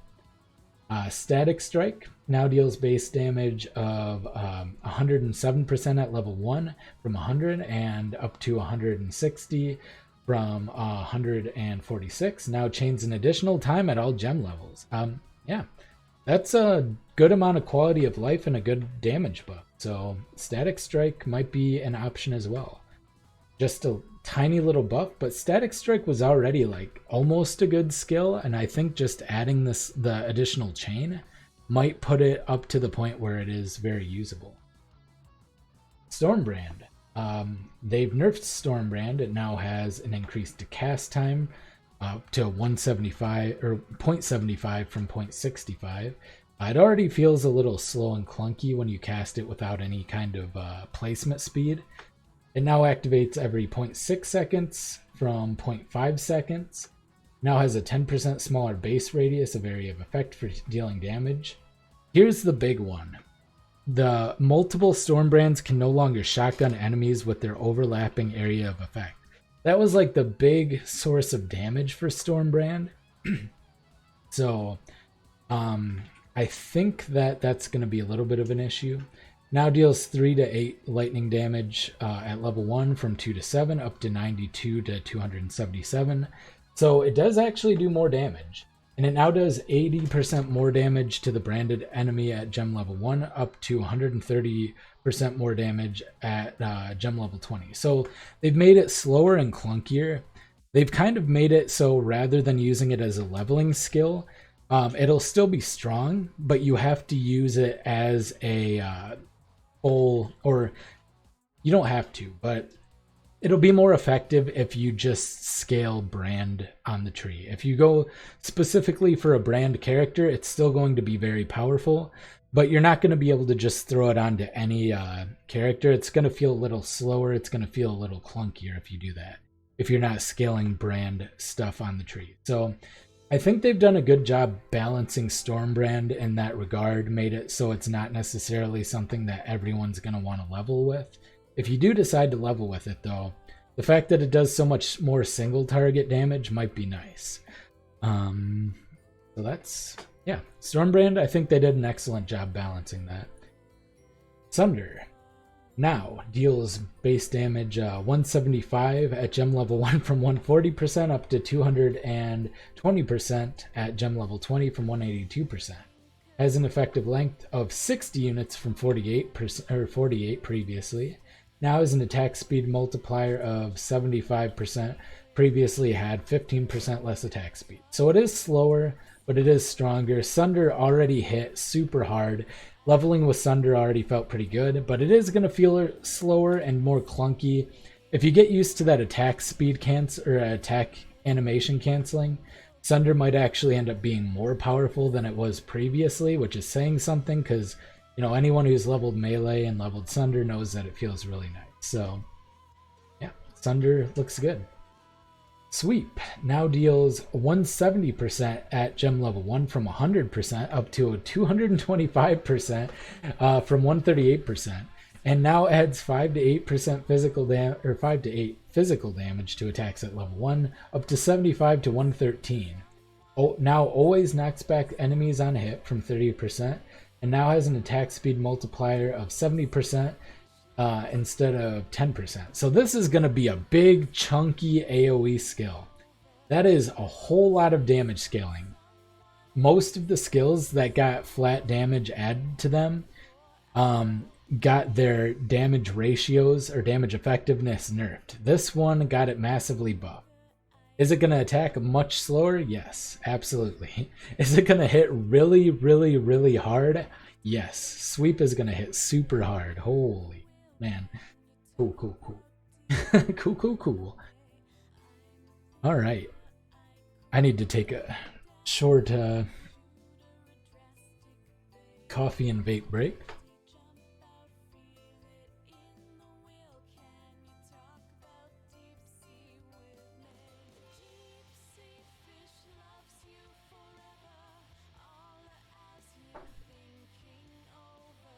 All right. Tectonic Slam, one of the ones I'm very interested in playing in this next league. 170% from 130% at level 1, up to 200 from 160%. The length of the primary fissure is now 36%, and the length of the secondary fissure is now 15 from 22. The width of the secondary fissure is now 7 from 8, and it now has an attack speed multiplier of 80%. Now, it does more damage, but the AoE is kind of less wide but longer. So you're probably going to need to scale up your AoE a little bit. But the big reason I want to play this is because Chieftain, some of the new Ascendancy points that we'll go over later with Chieftain are really OP with this. Vengeance now deals damage based, or 135% at level 1 from 75%. 203% from at level 20 from 113%. Now adds 25 to 37 physical damage to attacks at gem level 1, and 169 to 254 at gem level 20. Once again, counter skill, they've really scaled this up hard. Does a lot more damage, but once again, it does take up gem slots. Are you going to give your counter skill a 6th link to get the most damage out of it? I don't know, maybe. Like, maybe it does do so much damage that would be worthwhile. We'll have to try it out. I've always wanted to make just a fully AFK build, and the counter skills might make that possible. Vigilant Strike now has damage effectiveness of 222% at level 1 from 165% up to 260%. Now has +2 melee range at level 1 up to +4 from at level 20 from +2. That's actually pretty huge. Melee attack multiplier, attack speed multiplier of 85%. So it's slower, but boy, that is the chunkiest one yet. That is a very high damage multiplier. You know, I think even Frenzy though would be stronger just because you get the more damage multiplier on top of it. But a contender for single target for early game at least. Viper Strike now has damage effectiveness 80% from 115%. Level 1 up to 130% from 142%. Now converts 50% of physical damage to chaos from 25%. Adds 5 to 7 chaos damage at level 1 to 169 to 254 at level 20. Gains 0.5% increased attack speed and 0.5% increased poison duration per 1% gem quality. Previously, you would just get attack speed. So Viper Strike seems pretty decent. Scaling chaos damage is really nice for the poisons. So yeah, looks pretty good. I don't think it's particularly better than it was other than the overall melee changes, but not bad. War Banner now grants nearby enemies 15% increased accuracy rating at your hit rate in the early game. So probably with most melee skills still going to be running War Banner. Warlord's Mark now allows you to leech life and mana from cursed enemies from attacks only rather than from any damage source. This is a big deal. Yeah, kind of an F, but kind of not that big of an F. Warlord's Mark is a big F though, because Warlord's Mark on hit rings were huge to get for a lot of spells to get free leech, and that is super rippy. Yeah, I mean, enough people are going to be playing attack builds that Warlord's Mark on hit rings are still going to be valuable, but it used to be that you would play them on pretty much tons and tons of builds. Free leech. I mean, you're still just going to get leech on your boots, your boot enchants, and that'll kind of make up for it. But yeah, this is a pretty big deal. Warlord's Mark is going to still be useful, but big rip for a lot of different builds. Gonna have to maybe do the ES leech or something. I'm offline? Oh no. Oop. Huh. Alright. Okay. Yeah, looks like my internet had a little bit of a hiccup, so sorry about that. Alright, well, I don't know where I left off, but I'm just gonna, just in case, talk about Warlord's Mark again. I ranted about that for a second, but the big deal is you're not gonna be able to get Warlord's Mark on hit, or Warlord's Mark with as an aura in order to get free leech on spellcasters anymore. It's just gonna be with attacks only, so that's a pretty big deal for a lot of builds. Might lower the value of Warlord's Mark rings eventually as the meta settles out a little bit. Probably not right away, because people still might use it to generate endurance charges and whatnot for like melee builds. But for spellcasters, this is a pretty big deal. Whirling Blades has a 120% damage effectiveness at level 1 up to, or 100% from 80%, rather, up to 120% from 99%, and the mana cost is reduced to 10 at all gem levels from 15. So once again, lowering the cost of these melee movement skills mana-wise, really nice, considering it was difficult to sustain them and to just use them to move around. Wild Strike now deals base damage equal to and has an added damage effectiveness of 160% from 130%, up to 185% from 176%. So a lot of damage effectiveness increase at lower levels, not that much increase at a higher level. Kind of scales up a little bit, but yeah, Wild Strike was a pretty decent skill already, and it just got a little bit stronger. So just adds a tiny buff to an already decent melee. Winter Orb, last one, and now it's going to deal more damage. So deals 30 to 37% cold damage at level 1 from 25 to 31%, up to 232 to 291%, or not percent, 232 to 291 at gem level 20 from 232 to 289. No interruption that I was aware of. Yeah, I think I went offline temporarily. It was still showing me as streaming, but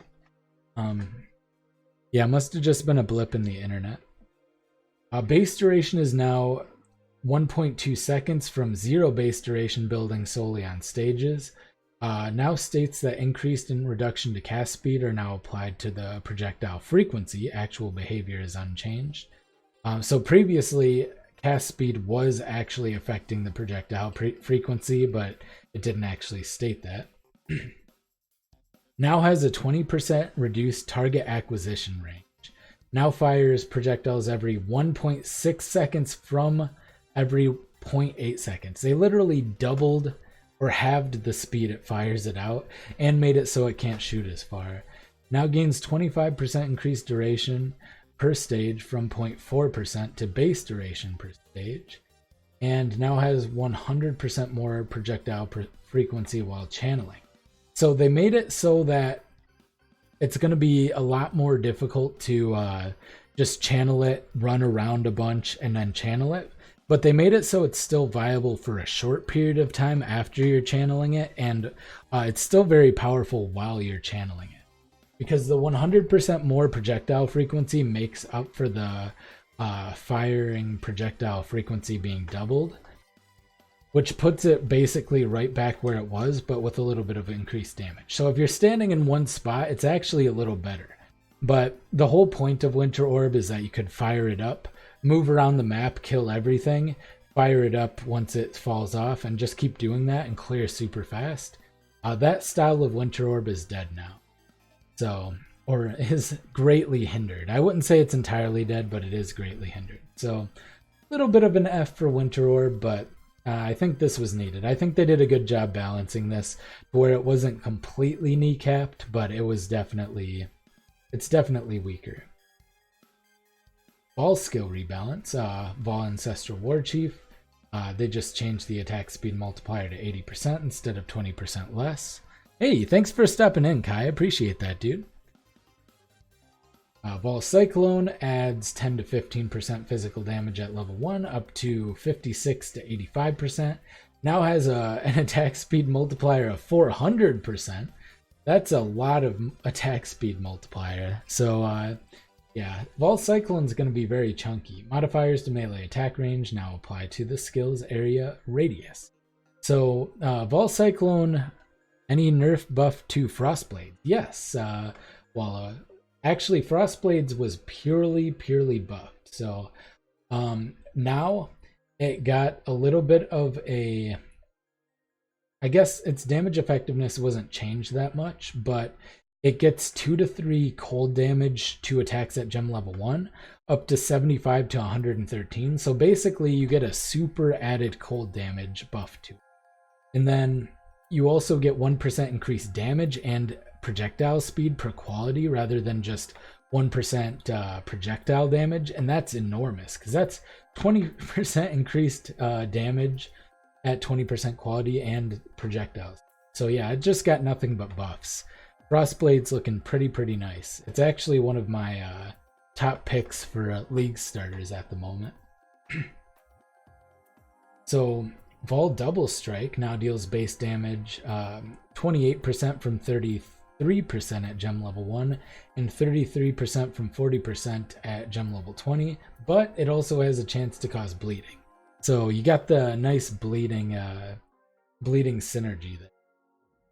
So that's pretty big. I'm also interested to see the numbers for gem levels beyond 20 because it's actually going to be worth it probably to level up melee gems to level 20 now and vol them for the additional gem level if it continues to scale the flat damage. So that'll be really nice.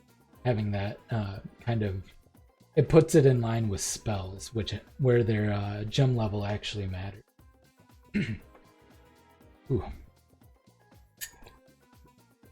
Vol Earthquake. Aftershocks now benefit from 30 to 46 added physical damage at gem level 1, up to 169 to 254 at gem level 20, and it now gains 1% increased damage per 1% gem quality. So Vol Earthquake, not super exciting, pretty in line with regular Earthquake, but you know, it's got the added benefit of being the Vol version and therefore being bigger and chunkier.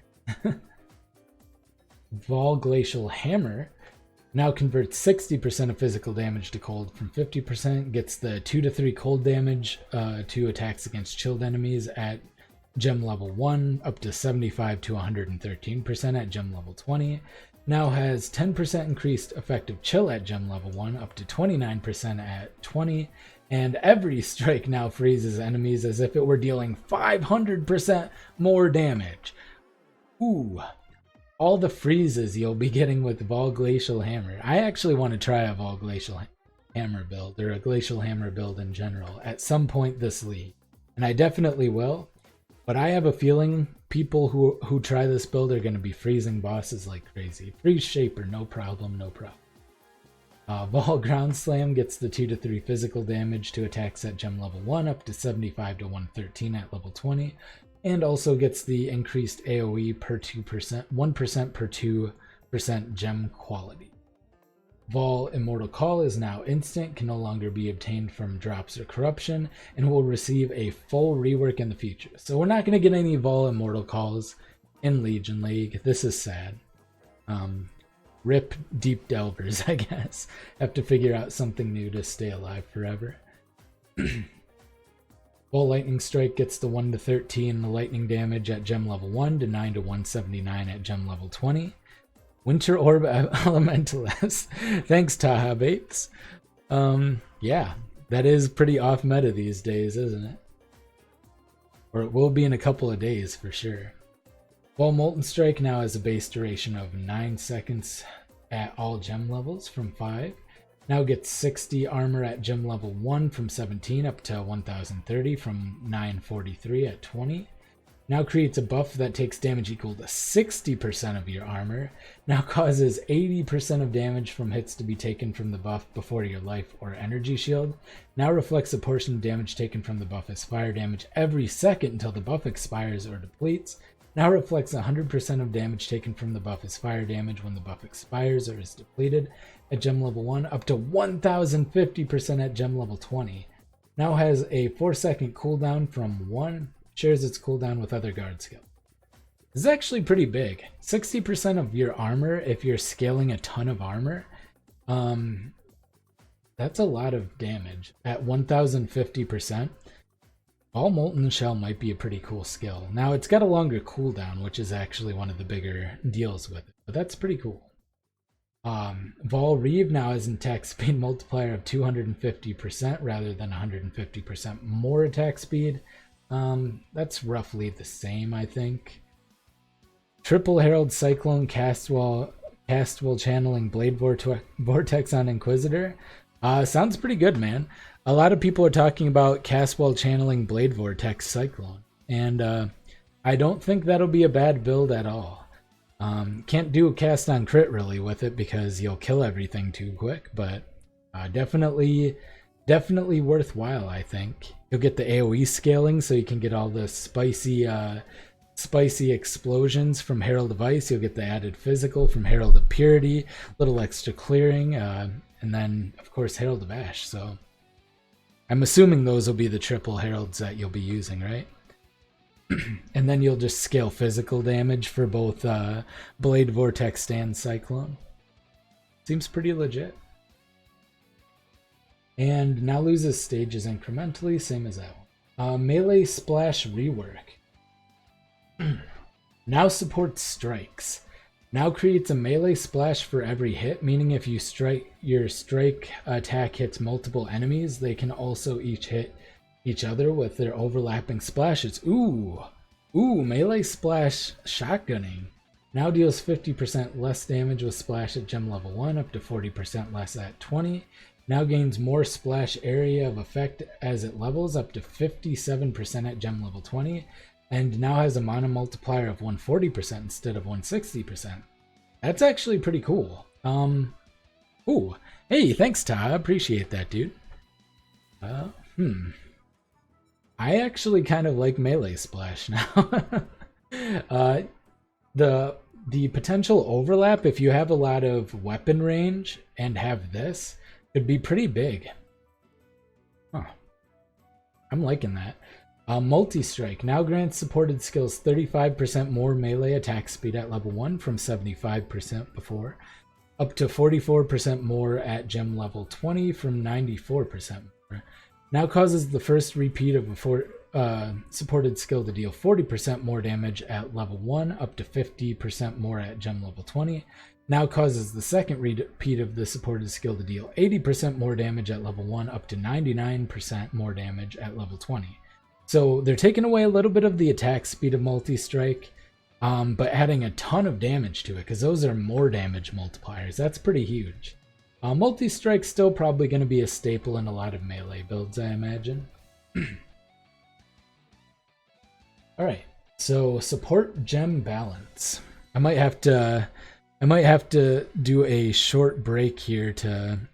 no, I'm not going to bother. I'm going to power through it. I am going to take a couple more vapes and a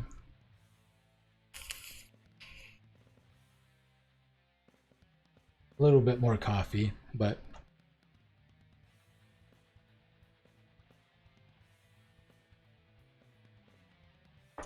no rest for the wicked.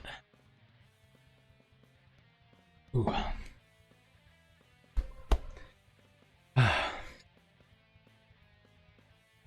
All right. So we got Fortify. Supported skills will now have 15% increased Fortify duration up to gem level 1, up to 34% at gem level 20, from 25% at all. So Fortify duration just scales up based on gem level now. Supported skills now deal 20% more melee physical damage at level 1, from 25% increased, up to 34% more at level 20, from 44% increased. Supported skills now deal 20% more damage with bleeding and poison caused by melee hits at gem level 1, up to 34% more at gem level 20. Hey, another bleed and poison more damage multiplier. That's pretty good. So Fortify gets a nice little application. You can use it as a more damage multiplier to apply a nice defensive buff as you level with it. And it has a more niche application as being a support gem for bleed and poison. Fortify's looking good. I like it a lot. Big fan of that one. Yeah. Bossing with Tectonic Slam? Definitely morph. Absolutely. Boy. Fortify's looking good. Multi-Strike's looking good. I'm liking these reworks for these. Infused Channeling now works correctly with the new physical gem types. No longer implicitly removes or provides a reduction to physical damage taken, and will only provide such a reduction while channeling a skill with a physical gem. Okay, so you're not going to automatically get physical damage reduction just for having the gem on.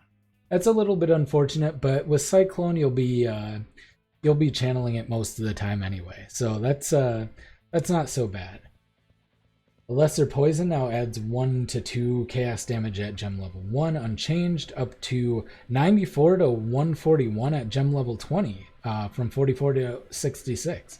So it looks like they're doing a lot of things to give poison potential viability. Poison was okay, but it wasn't super good. Boy, I need to get me a Beano's Kitchen Knife Poison Proliferation build going. In fact, I'm going to put that on my list. I'm going to pull up a notepad here.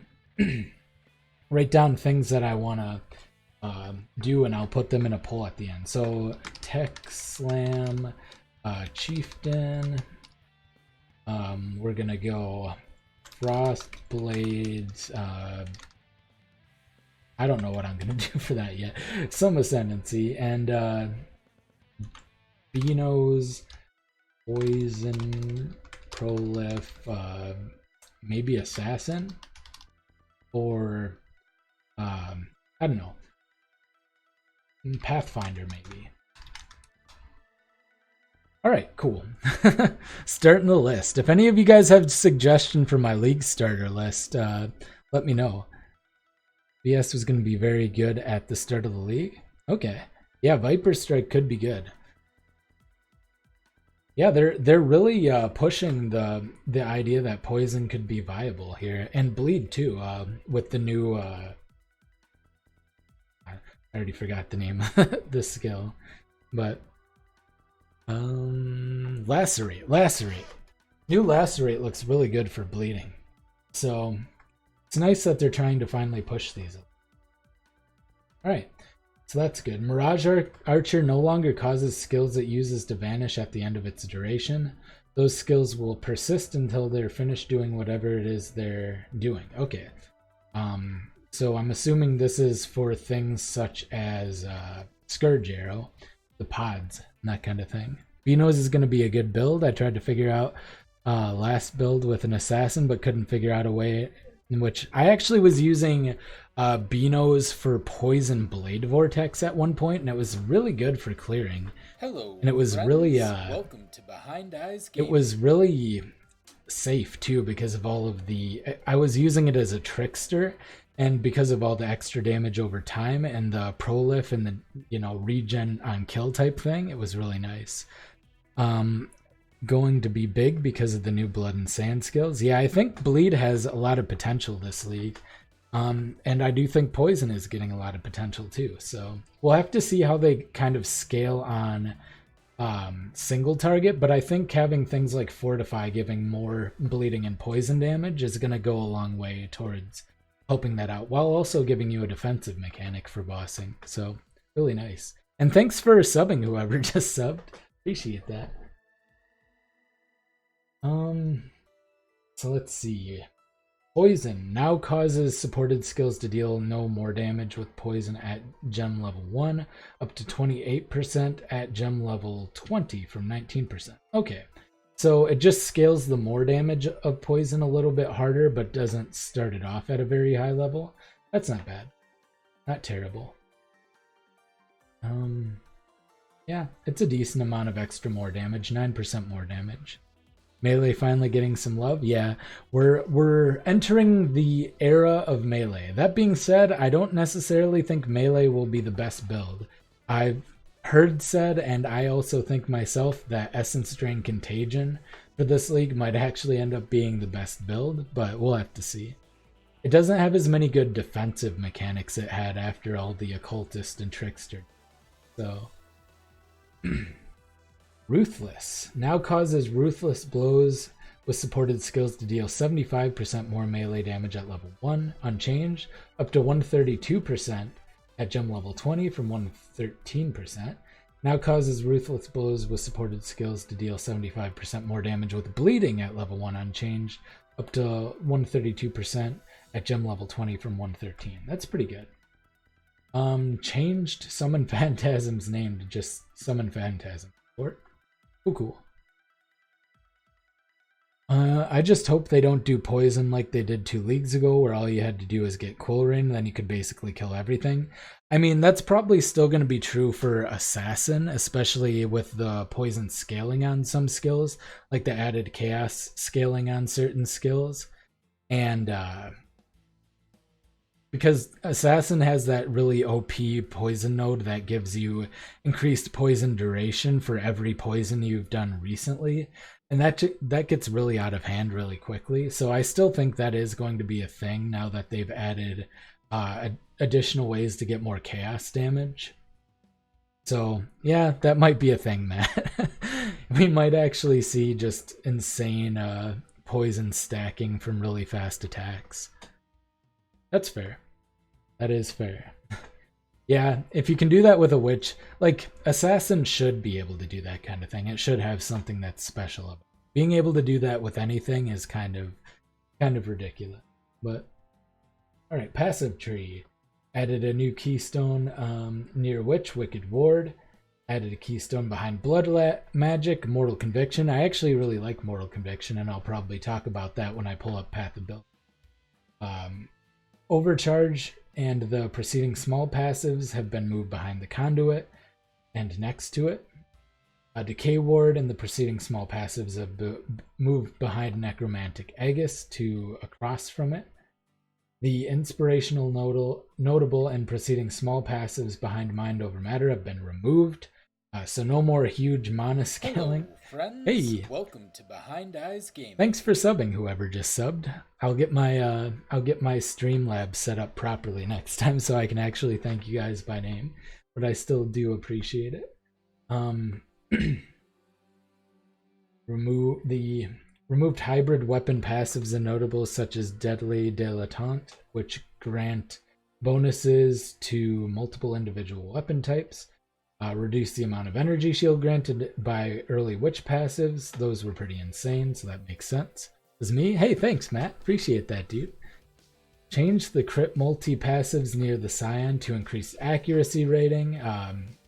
Yeah, they were added the following new notables. Alright, there's just too many to read here. So, POE skill tree. Okay, that looks like a safe link. Let me pull that up real quick. Take a look at it.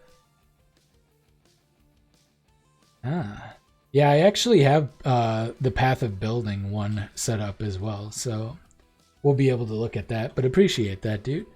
That way we'll be able to do a little bit of theory crafting.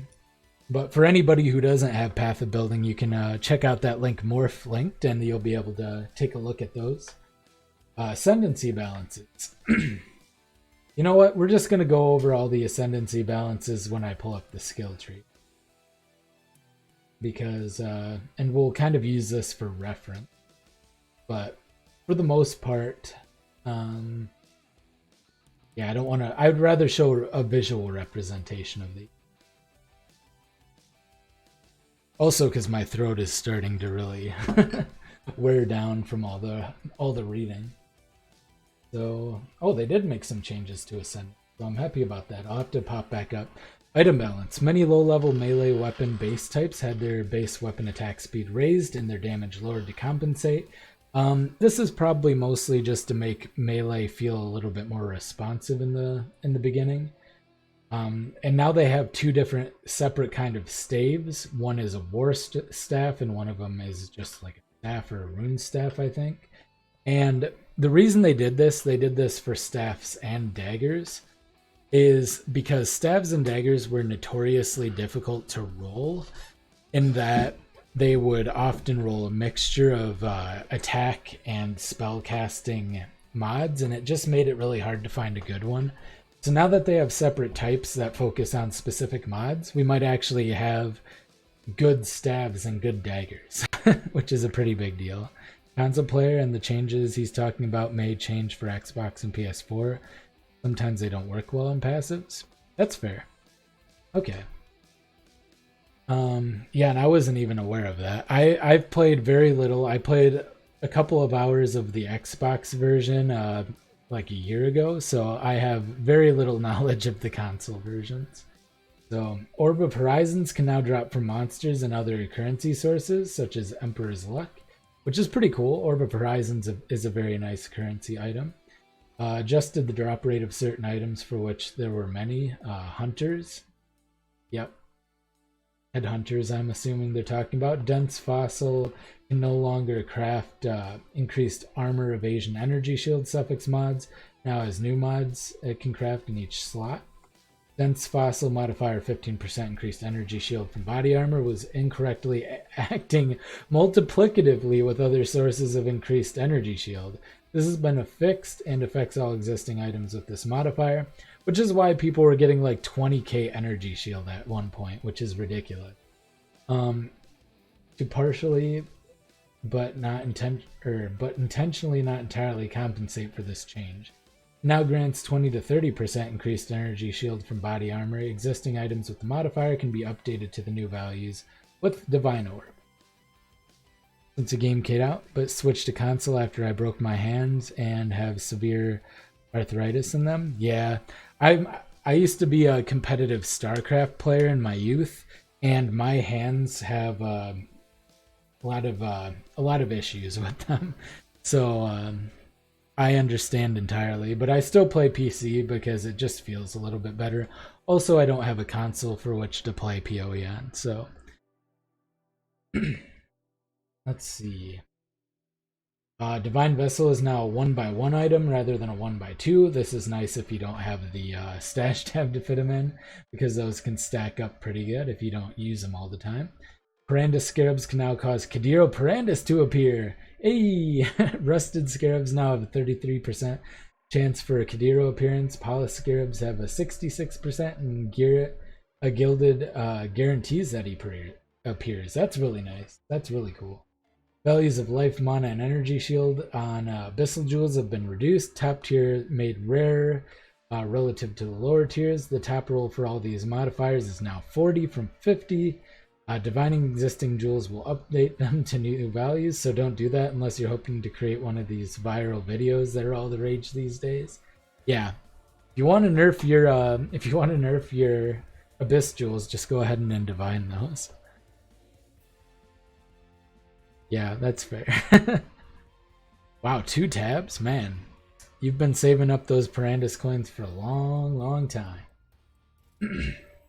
Added damage of all types to Abyssal Jewels has also been lowered by about 30% on the top end, scaling down to lower tiers. Top tiers of all of these have also become rare. This is true for all top tier added damage modifiers on Abyssal Jewels, including caster and summoner ones. I have a little bit of a problem for this because I don't think the physical damage or the minion damage ones needed nerfed, but you know, I guess they probably have the stats on these a little better than I do. I do think elemental damage was a little high and too easy to scale, but maybe they're doing that just to be safe so people don't find out that scaling 10 Abyssal Jewels all with physical damage actually works out to be absolutely bonkers. So alright, the top 2 tiers of added elemental damage for melee weapons have had their damage increased by 10% for tier 2 and 40% by tier 1. So they're making it easier to scale added elemental damage for melee specifically. All added damage modifiers for two-handed weapons are now 160% of their value of their one-handed counterparts. This takes the new higher values at the top end into account. Even they are 160% of their one-handed versions. Okay, so to take that into context, they're increasing like one-handed elemental damage with swords, and increasing that by 40% for tier 1. If you wanted two-handed swords, say, and you wanted added cold damage or something to it, it's going to be 160% of that 40% increase. That's going to be a lot of damage, so that might actually be worth it. Might be worth scaling.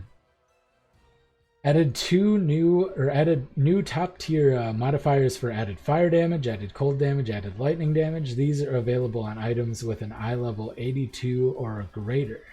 The highest tier added elemental modifiers for weapons are now rare. It will be approximately as difficult to get 3 tier 1 elemental damage rolls as it is to get 3 tier 1 physical damage rolls. Alright, so physical or triple elemental damage weapons are going to be really rare but really, really powerful. Weapon specific increased physical damage modifiers on jewels now apply to all damage types, not just physical. This affects all existing jewels with these modifiers. The values have not changed. Ooh. Starting to think elemental two-handed Vol Earthquake. Maybe, man. Maybe elemental scaling might be worthwhile. We'll have to see how the math works out, but they're definitely incentivizing it. Reduce the amount of energy shield granted by synthesized implicit boots on armors, body armors, shields, helmets, gloves, and boots. This won't affect you unless you decide to use a Bless Orb, in which case it definitely will affect you. So, yeah. I mean, since synthesis isn't in the game, that's not really going to affect the new league.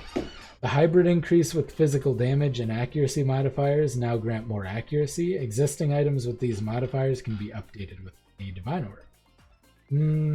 Okay, more accuracy is always nice.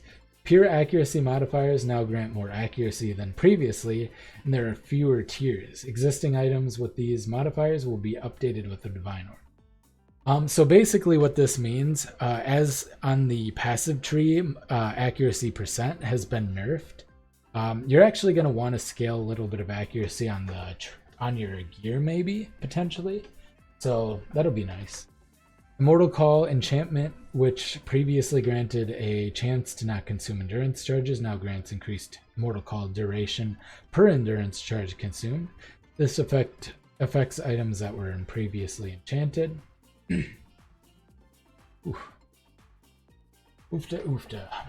The following items no longer drop outside of Legion Challenge Leagues. Versions dropped in Legion will have new modifiers, and balance is spoiling here, barring changes that affect existing versions.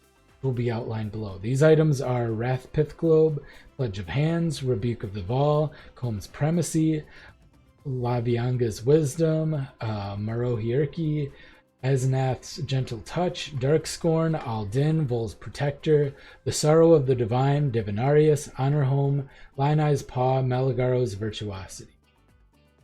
Okay, Overwhelming Odds no longer grants increased area of effect for a cleave based on the number of nearby enemies, and now grants +1 to cleave's radius for each nearby enemy up to 10. The jewel is now limited to 1.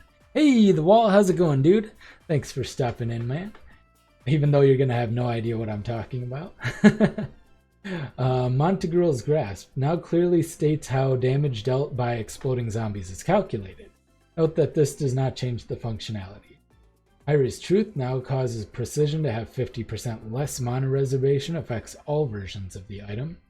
Death's Hand now has added physical damage from 35 to 46 to 85 to 128. Existing versions can be updated through a Divine Orb. Now grants Unholy Might for 4 seconds on critical strike. Up to 2, affects all versions of the Death's Hand. What was Death's Hand? I don't even remember.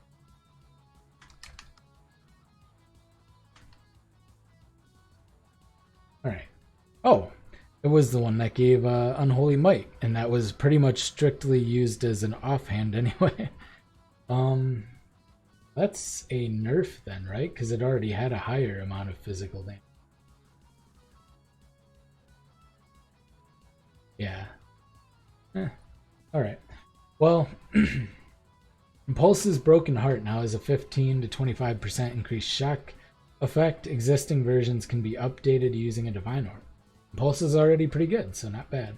Prismatic Eclipse has a 60 to 70 to 71 to 80 added physical damage. Existing versions can be updated using a Divine Orb. Rigwald's Charge now has 300 to 350 accuracy rating. Existing versions, yeah.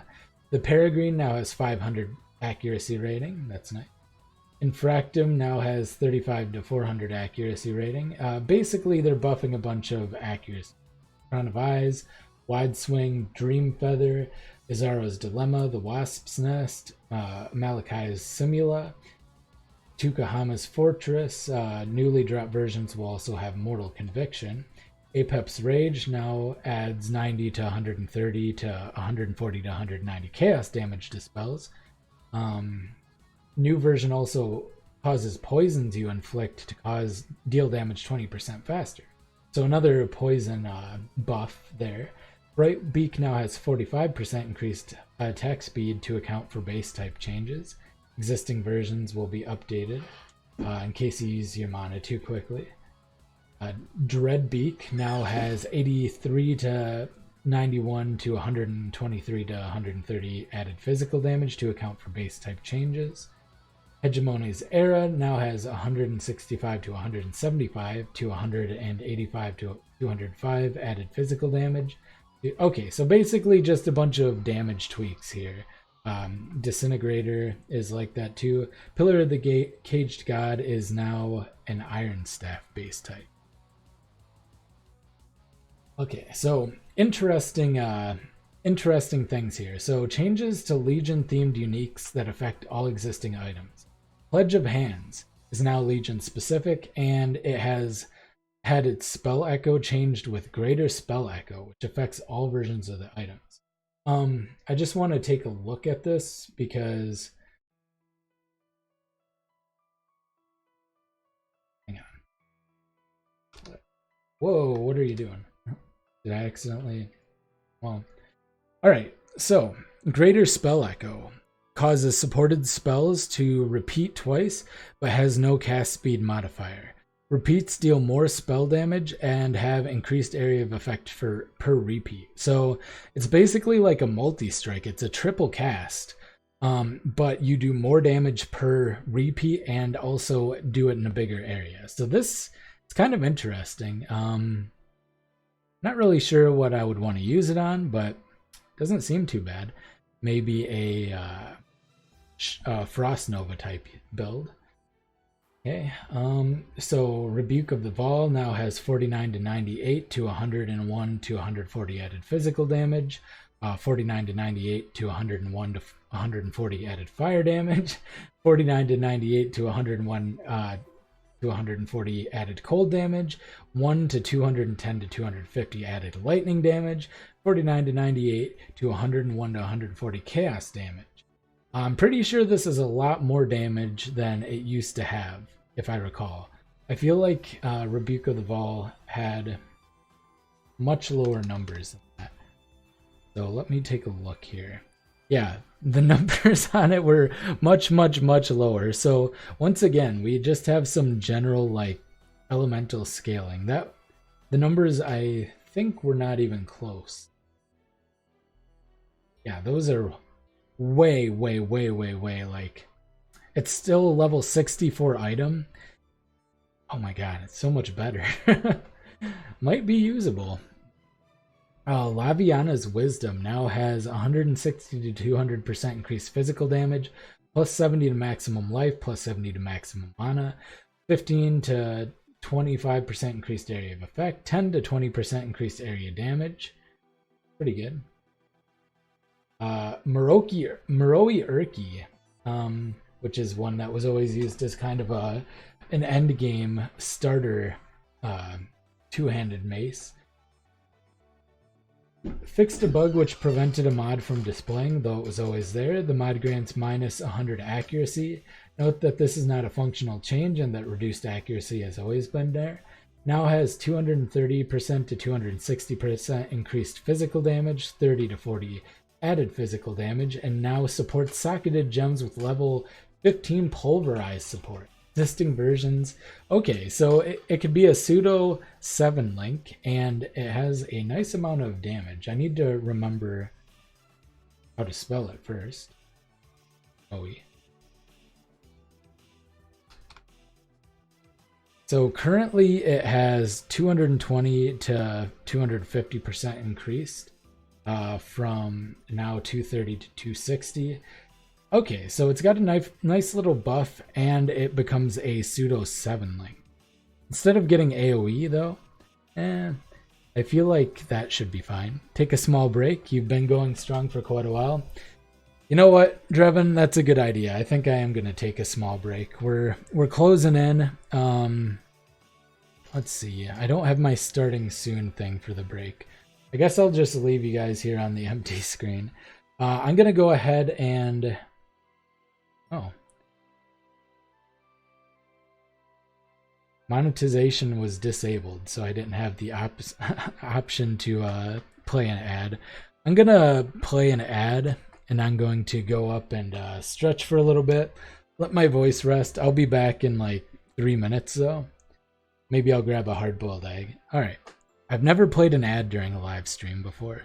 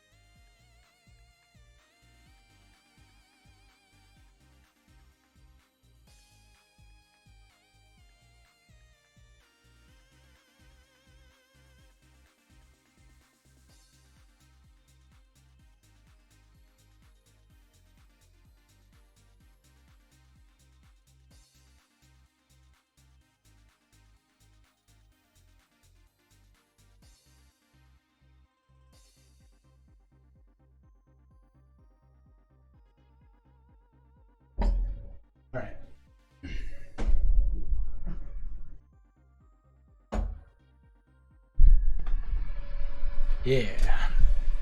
Got the Mega Man tunes going. I should really have a I'm on break overlay just to let anybody know who just stopped in. But if you did stop in, thanks for stopping by. Yeah, some jammin' Mega Man. Got a couple of Mega Man songs, I think. Had a hard-boiled egg. Got some water. Because I only had coffee to drink. Need to hydrate a little better than that. Alright. So, we are on. Been wanting to watch this for hours, but I'm at work. Oh man. Well, the stream replay will be up when I'm done, so you can catch the beginning of it once that's up. Alright, so Azeroth's Gentle Touch now has 60 to 80 maximum mana and 60 to or life and mana. Seems like a decent amount. Doing a little bit of both. Yep, it should be viewable after live unless I mess something up, but hopefully I won't mess something up.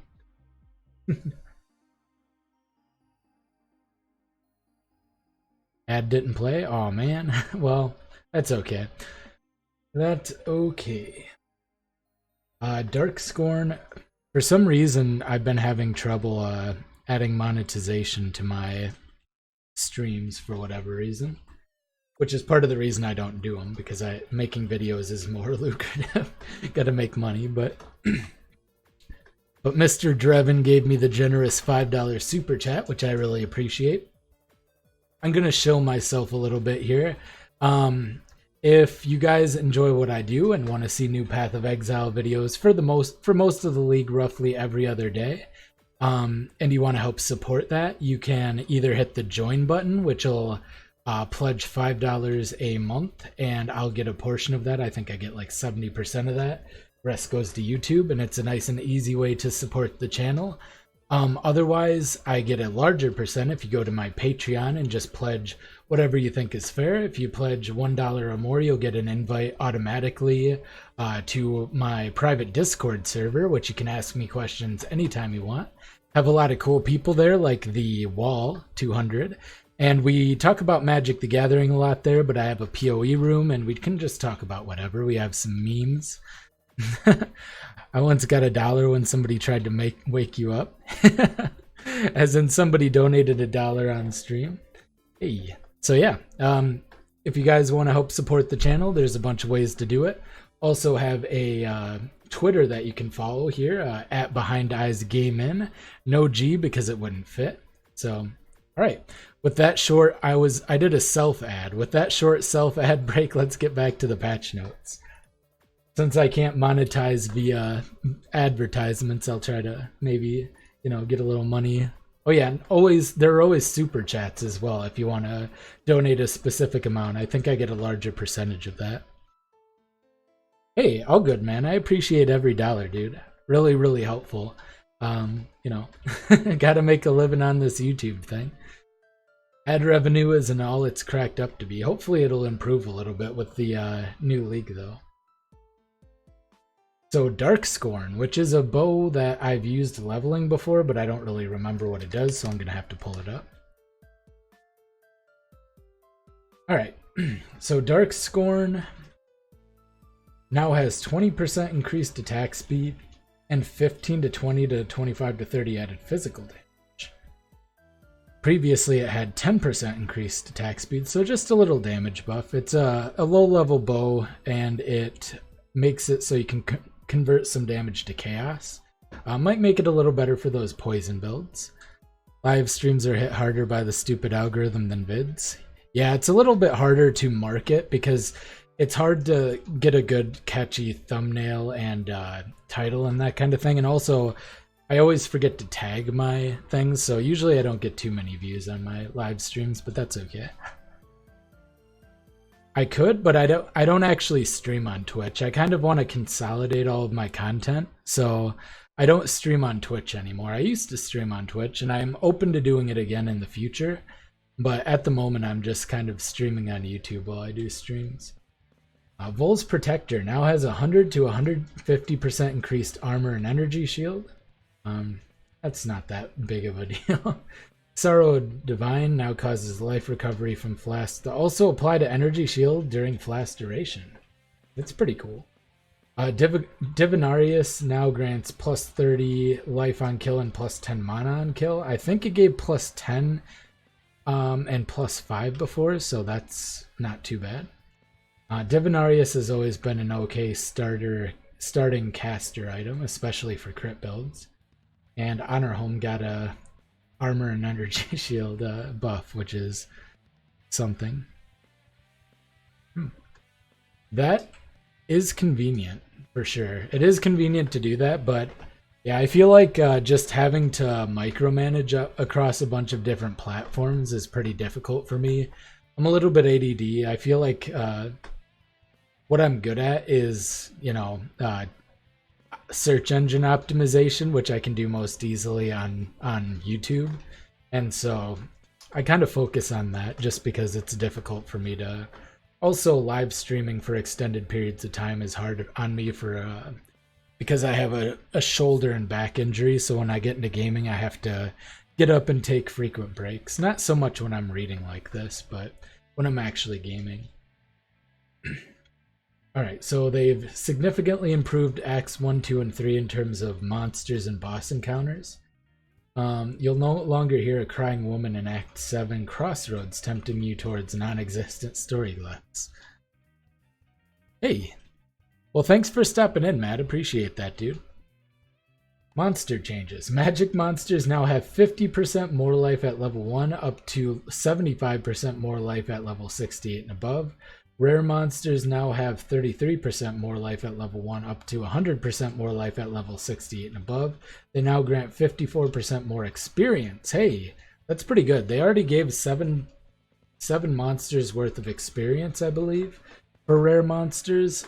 So yeah, that's a decent increase. That's gonna be like 4 more, so basically 11 monsters.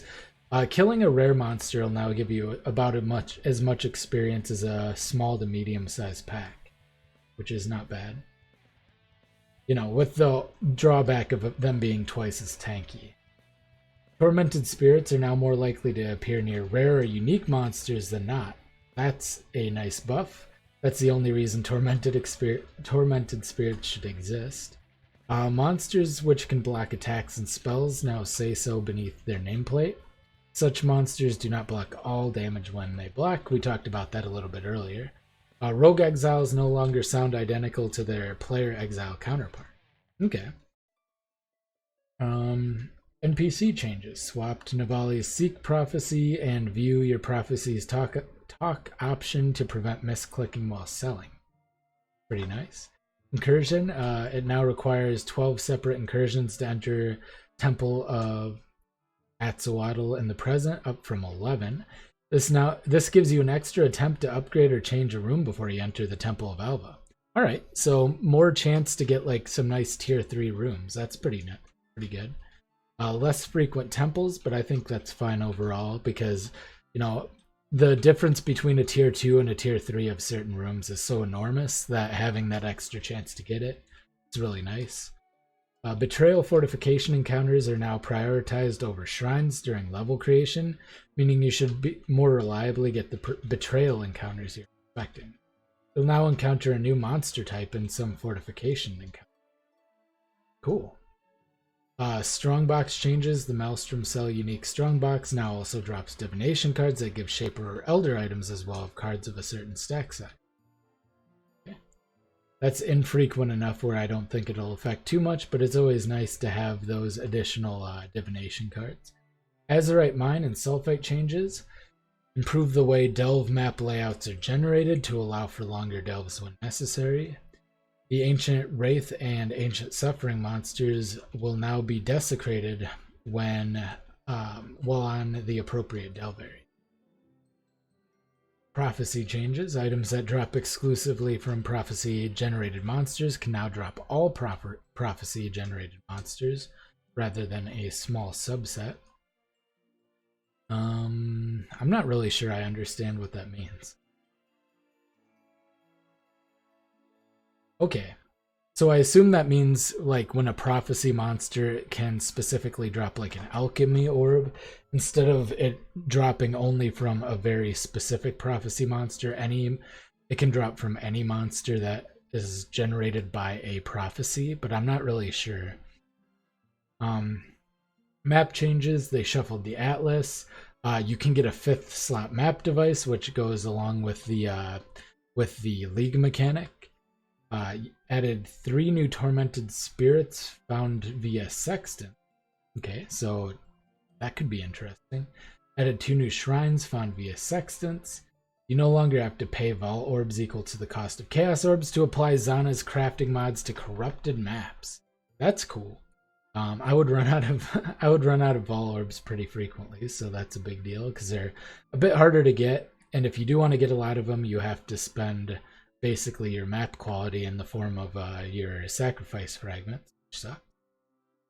Map bosses at lower map tiers have significantly more life, tapering to no difference at map tier 15.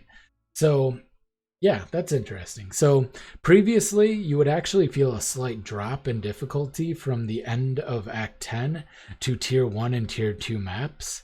Now you're actually going to see an increase in difficulty as you step into maps.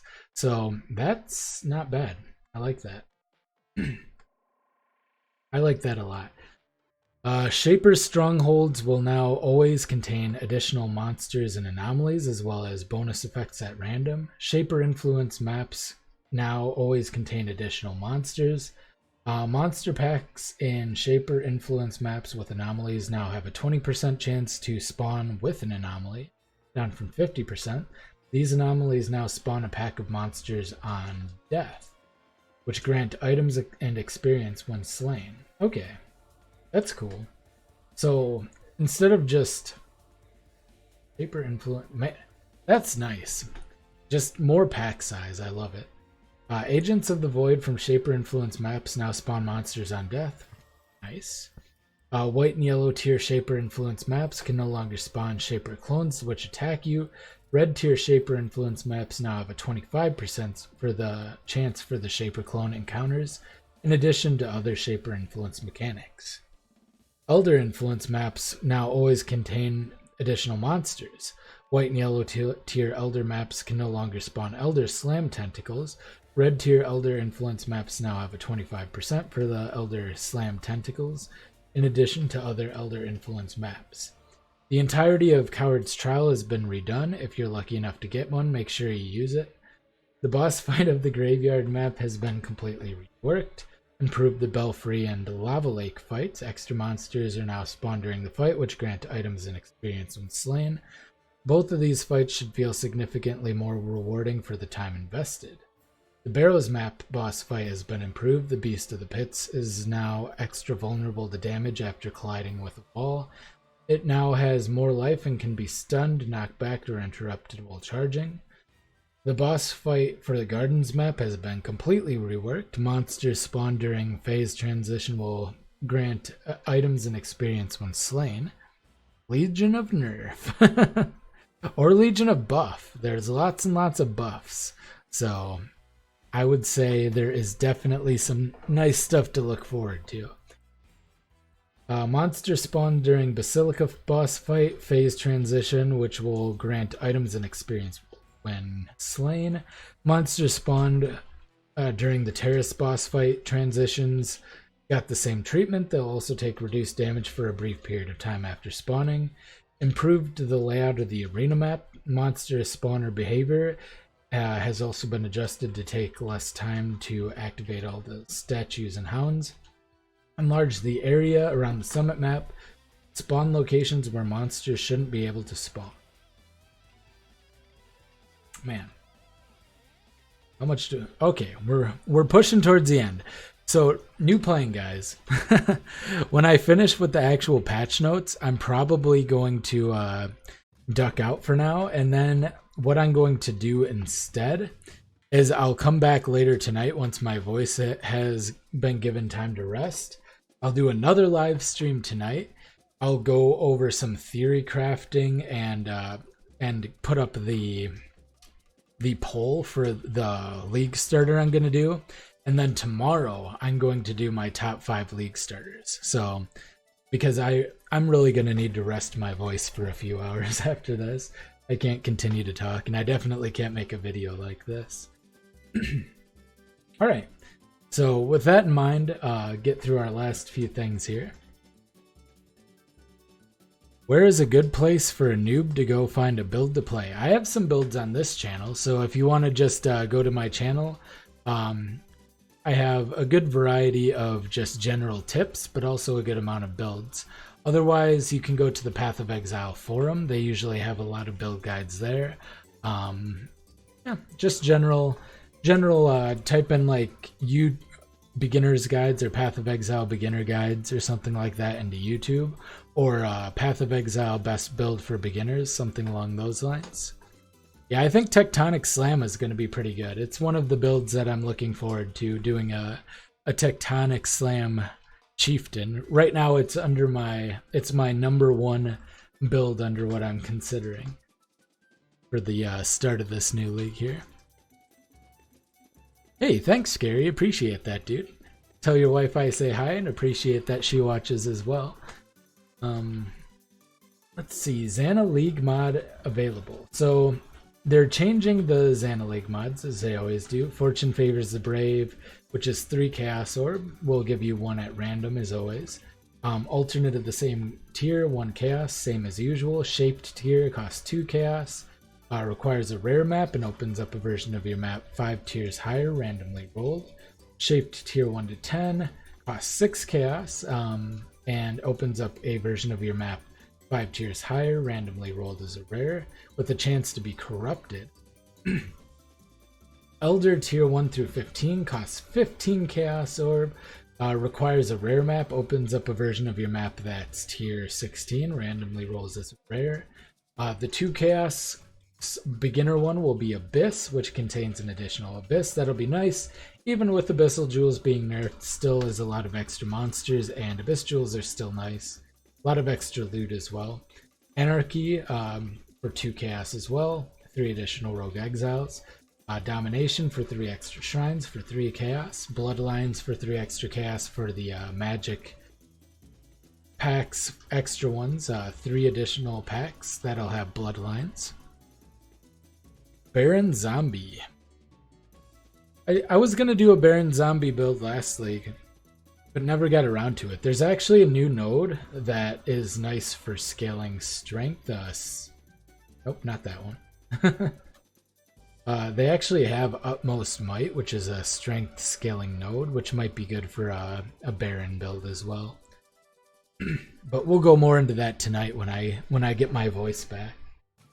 Ambush, 4 extra strong boxes instead of 3 this time for 4 Chaos Orbs. A little bit more expensive. I used Ambush for 3 Chaos Orbs a lot this last league, so that's one of my favorites. Parandus, 4 Chaos, 33% chance to have Kadiro Parandus, and contains 3 additional Parandus chests. And of course, beyond the big daddy of the Xana mods, 5 Chaos, slaying enemies together has a 15% chance to attract monsters from beyond. New UI improvements. You can disable the help panel pop-ups in the help panel. You'll now experience fewer help panel pop-ups in general. You can hover over Atlas objectives on your Atlas to see exactly what they mean. That's big because I had to figure it out myself. The character panel now shows how likely your attacks are to hit monsters and varying evasiveness. That's actually pretty big too, because it allows you to go into like maps where your chance to hit are reduced from a curse, for instance, and be able to know how often you're going to be able to hit. Quest rewards. Added a new set of quest rewards for completing Breaking Some Eggs in Act 1. Added Perforate as a reward for Duelist for completing Enemy at the Gate. Perforate becomes available for Nessa from the Marauder, Ranger, and Scion after completing Enemies at the Gate. Added Blood and Sand as a reward for Duelist after completing Breaking Some Eggs. Blood and Sand becomes available for Nessa, for the Marauder, Ranger, and Scion after Breaking Some Eggs. Added Precision as a reward for Duelist and Ranger for completing the Caged Brute. Precision is available from Nessa from the Templar Marauder's Shadow after the Caged Brute.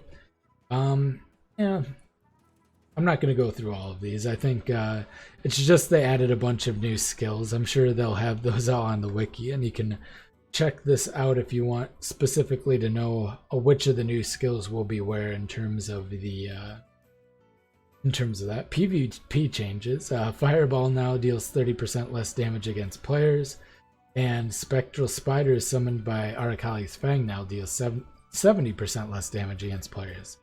I didn't know that either of these were a problem, so there you go. Must have gotten some fireball burning or ignite one-shots going. Just some bug fixes. I don't really want to go through any of these, so yeah, I think that was everything that's important in terms of the meta changes. I'm gonna call it a stream for now. I've been streaming for over 2.5 hours. I'll schedule a stream for tonight, maybe at 5 or 6 p.m. Central Standard Time, once I've given my voice some time to, maybe a little later, maybe 7 or 8. I'm not really sure. We'll see how my throat feels. I'll go over some of the skill tree changes there. I'll theory craft some builds. And then tomorrow you can expect my top 5 Leaguestarter builds. So one last plug for everything. Patreon, Twitter. Twitter is at Behind Eyes Gaming. Patreon is linked in the description below. You can join, all sorts of things. So that's about it. This has been Ryan from Behind Eyes Gaming. Thank you guys so much for tuning in. I really appreciate it. It was a lot of fun to see all of the changes. I can't wait to get down to the nitty gritty and theory craft some new builds for the league. This has been Ryan from Behind Eyes Gaming, and I will see you next time. Bye.